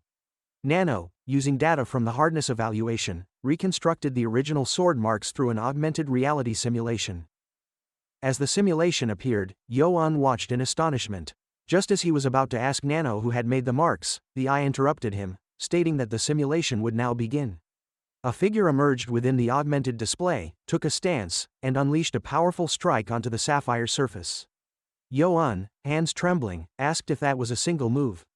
Nano confirmed that, after analyzing the linked segments, the action was indeed one unified movement based on martial principles. The complexity of the technique left Yo-un stunned. Even a refined method like the butterfly technique had 8 distinct components and required at least half a year to master. Compared to that, this technique was on an entirely different level. Realizing its extraordinary value, he instructed Nano to save the move for later translation. Nano complied immediately. Yo-un acknowledged that the initial mess of markings had nearly made him overlook such a priceless technique. Whoever had defaced the sword marks had sinister intentions. He was now the sole possessor of this knowledge, and he felt grateful for the opportunity. As he turned to leave, Nano revealed that further analysis had identified 45 interwoven sword movements beneath the surface marks. Alarmed, Yoan asked again for clarification. Nano explained that these movements were etched at different times, suggesting that they were not attempts to obscure the original technique but were all individual sword movements. Yoan hypothesized that the marks formed a sequence of evolving strikes rather than acts of destruction. He instructed Nano to reconstruct the entire set as a sequential augmented simulation. As each movement played out in turn, Yoan observed how they became progressively more refined. Once the full reproduction was complete, he requested Nano to simulate a battle between the originally saved sword technique and the 45 additional movements. Nano confirmed that this was possible. The augmented battle commenced, and Yoan watched intently. The movements in the new sequence, although seemingly simplified, exhibited an unparalleled elegance. The difference in style was not an attempt to erase the original. Instead, it represented a process of distillation and refinement. He concluded that the 45 sword marks were the product of someone's long pursuit to simplify a powerful technique. Seeking more information, Yoan approached the overseer again. He asked if the first floor was the only one containing a sapphire tombstone. The overseer admitted he only worked on the first level but had heard there was a similar monument on each floor. Yoan smiled to himself and instructed Nano to prepare for their ascent. Upon reaching the second floor of the reserved library, Yoan noted the presence of other disciples. He realized the previous floor had a 2-hour limit, while this one allowed 3. He noticed Yuchen immersed in a book and immediately understood why other clan heirs had not bothered to come. They placed too much confidence in their inherited martial arts, not seeking further refinement. This overconfidence made Yuchen even more dangerous. Although Yoan studied only foundational techniques, he knew better than to underestimate someone who pursued advancement independently. Cautiously navigating through the others, he found another sapphire tombstone. Turning to its opposite side, he confirmed his suspicion. The surface was completely covered in sword marks. He directed Nano to repeat the analysis process. The AI identified that the first set of sword marks replicated the same technique found on the first floor, consisting of 24 interconnected movements. However, a second individual had left 56 additional movements. Yoan, surprised by the sheer number, deduced that the second person had been studying how to further improve or transform the original sequence. He wished to observe the results immediately, but the presence of so many people made it unwise. Instead, he instructed Nano to extract and save the movements for later analysis. Looking up, Yoan smirked, pleased with the 4 incredible techniques he had now acquired.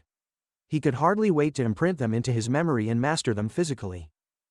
He then ordered Nano to begin scanning the books. The sudden whirring of activity drew everyone's attention. They turned toward Yoan with irritated expressions, watching him flip through pages rapidly. They whispered among themselves, wondering what he was doing. To them, his method made no sense, since even reading each word slowly was difficult enough. Despite their curiosity, most students turned back to their own tasks, recognizing the limited time they had. Yoan closed the book calmly while Nano confirmed that the scanning process was complete. Chapter 29. Yuchen and the other cadets watched in astonishment as Yoan rapidly flipped through the pages of numerous books. Behind the calm expression on his face, Yoan communicated with Nano, confirming that 156 books had already been scanned. He instructed Nano to analyze the contents and store them within the internal database. In his mind, this amount of material was sufficient for now. He recalled the advice given by his instructor, who had confidently claimed that the original butterfly sword technique ranked among the top 10 martial arts in the academy. However, the instructor had cautioned against overconfidence. No matter how gifted a student might be, true mastery demanded relentless practice. Understanding the theory alone was not enough. One needed to repeat the stances, movements, and combinations countless times. Real combat experience was essential. The instructor had shared how his own knowledge came through enduring hardships and facing enemies in battle, affirming that the academy provided an environment rich with opportunities to grow through such experiences. With a slight grin, Yoan considered testing Nano's augmented reality system. If it functioned as intended, it would allow him to simulate battles and situations that would give him an array of combat experiences. As he turned in his assignment, the instructor noted his punctuality and dismissed him. Yoan bowed and acknowledged the gesture. The instructor muttered something vague about someone asking about Yoan's whereabouts. Curious, Yoan wondered who could possibly be waiting for him. However, this was not a priority at the moment. He left the room, a slight smirk forming as he remembered that the individual training rooms would be accessible after the second test. He quickened his pace, eager to transfer and test the new techniques he had acquired. Upon reaching the training building belonging to the motto house, Yo-un moved forward with purpose. Unexpectedly, the leader of Group 6 blocked his path. The group leader declared that he had searched everywhere, frustrated that Yo-un had not been in the dormitory. He confirmed his identity by calling out to Cadet 7. Yo-un identified the man as the Group 6 leader from the second test and asked why he had been seeking him. The leader responded with irritation, implying that Yo-un already knew the reason. He accused Yo-un of harming the legs of his teammates and demanded to know who had instructed him to leave them alone. Yo-un crossed his arms and sighed internally. He was overwhelmed with responsibilities, and now he had to deal with this confrontation. Judging from the leader's aggressive stance and expression, it was clear he wanted a fight. The leader struck a martial pose and warned Yo-un that he had someone to thank for being spared earlier. Yo-un realized the situation required more than simple avoidance. This opponent was not weak and deserved to be taken seriously. As tension filled the air, a new voice interrupted. Yuchun, a member of the Saber clan, appeared behind them and stepped in between both cadets before they could engage. Neither had noticed his approach. Yo-un recognized him instantly and remembered his reputation. Yuchun chuckled and complimented their focus, stating it was appropriate for group leaders who had passed the second test. He turned to the Group 6 leader and requested to speak with Yo-un first, assuring him it would not take long. With a polite bow, Yuchun addressed the leader, shocking him. The idea that a noble from the Saber clan would bow to another cadet was inconceivable. The leader demanded clarification, angry that someone else claimed priority after he had spent all day looking for Yo-un. He barked at Yuchun to step aside. Yuchun rubbed his chin thoughtfully. He had waited for this moment and was not planning to back off easily. Mugame, the Group 6 leader, grew furious and lashed out with a punch. Yuchun effortlessly blocked the attack with a flick of his hand and retaliated, stopping his palm just short of Mugame's neck. Smirking, Yuchun asked how it felt to be outmatched. Yo-un observed this display with shock. Yuchun had only slightly altered the technique yet executed it with such mastery that it was clear his skills were extraordinary. Mugame, despite holding a stance, was completely suppressed. Yuchun pointed out the flaws in his posture, mentioning his lack of balance and overly tense arms. He speculated that Mugame might have a bruise in his ribs. Realizing he was clearly outclassed, Mugame frowned but accepted his defeat. Yuchun pulled his hand back and asked him to wait for a moment. Without further protest, Mugame disappeared from view. Yuchun scratched the back of his head, laughing at his impatience. Yo-un remained cautious. He questioned Yukin's true purpose. Did he intend to eliminate him before the next test? Regardless of his motives, Yo-un knew that Yuchun was someone he could not defeat easily. He activated Nano's augmented reality system and instructed it to load the butterfly sword technique in training mode. The system initialized, altering his field of vision and activating training parameters. While this was happening, Yuchun extended a hand toward Yo-un and asked why he appeared so tense. Folding his arms, he speculated it might be because of his social position.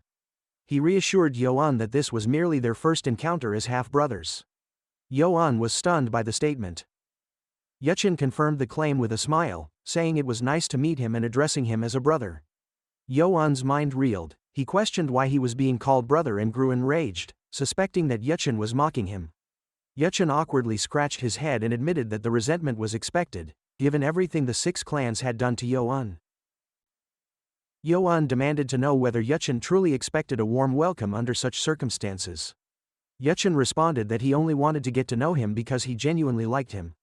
When Yo-un asked for clarification, Yuchun replied that they shared the same path as swordsmen.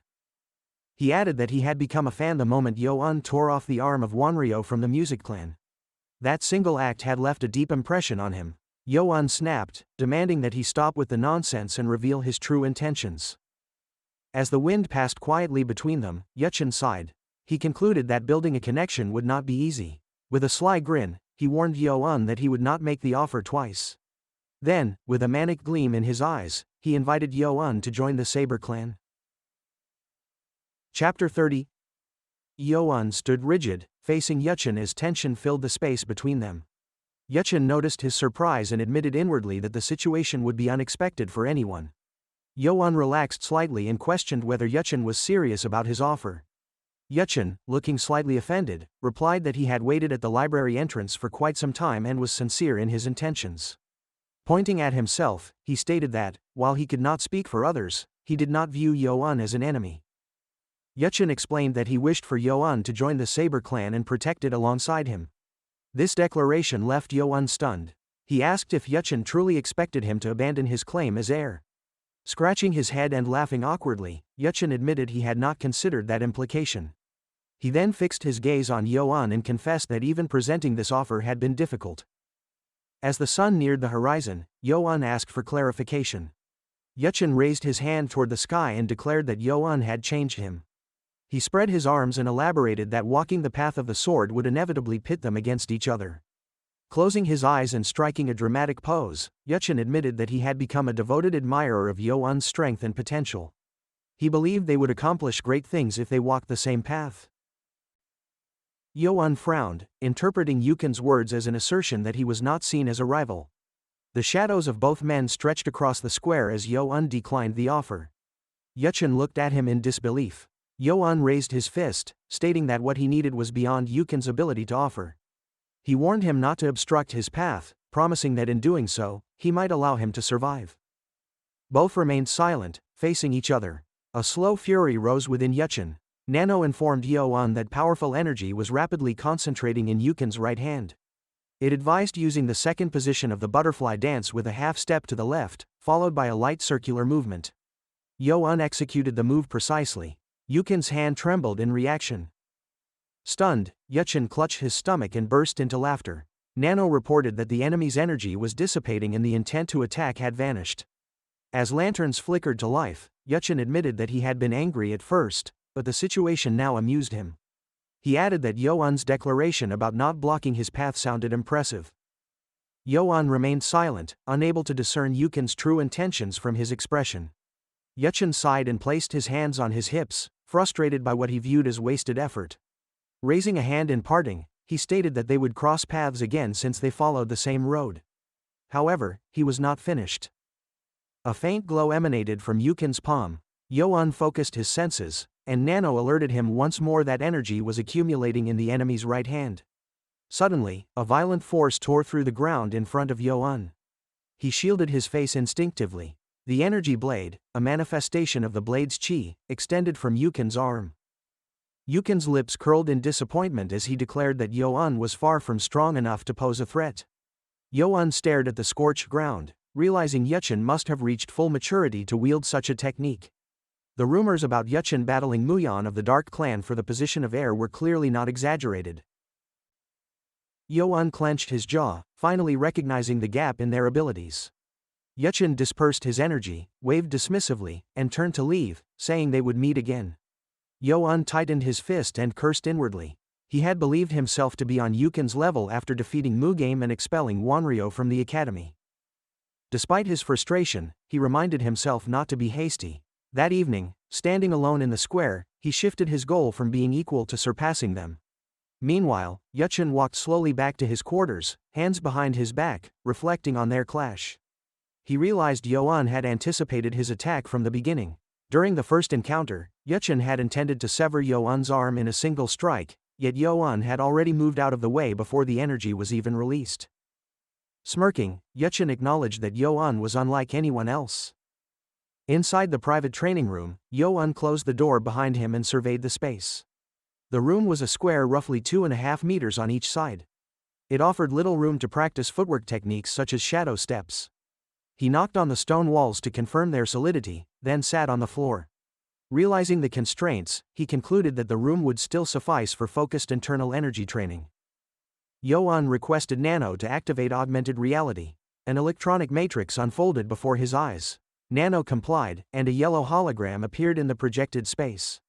Yuan then requested a simulation of the sword positions recorded from the sapphire tombstone on the second floor. Nano explained that the simulation would follow the order of notches carved on the tombstone. The yellow hologram immediately began executing rapid, relentless sword strikes. Yuan was startled by its speed and difficulty, which surpassed the simulation from the first floor. He calculated that even the final position of the butterfly dance would not be sufficient to defend against these moves. The thought of anyone managing to withstand this combination seemed almost impossible. Another hologram, this one green, materialized. Nano announced the creation of a simulation consisting of 56 sword positions left by a different practitioner, displayed in ascending order. The green figure darted around the room, shifting through various complex stances. Yo-un gritted his teeth, trembling with anticipation. He realized that only someone truly obsessed with the sword could master such a technique. Watching how a crude, awkward move transformed into a refined and flawless technique by the 56th step gave him chills. Nano projected both holograms simultaneously. Yo-un requested a simulated battle using the sequence of the 56 carved positions. Nano acknowledged and activated battle mode. At the center, the green hologram shifted between the 1st, 3rd, 10th, and finally the 56th position, where it executed a decapitating strike. Yo-un was in awe. Nano confirmed the simulation's completion and noted that, as with the first floor, the absolute positions carved first had been slightly modified. This gave Yo-un an idea. He remembered that he had used the butterfly dance against those absolute positions. The original techniques were ineffective against them, but perhaps the butterfly dance could be adapted. He closed his eyes and visualized a clone of himself. Yo-un prepared for a sparring match. He was convinced there had to be a way to overcome the absolute positions using the butterfly dance. His clone intercepted the simulated sword strikes. Taking a defensive stance, Yo-un met the attack. Both figures leapt into action, moments away from collision. Nano reported a rapid spike in neural activity. It also noted the stimulation of pressure points due to increased energy circulation and heightened formation of active energy in Yo-un's lower abdomen.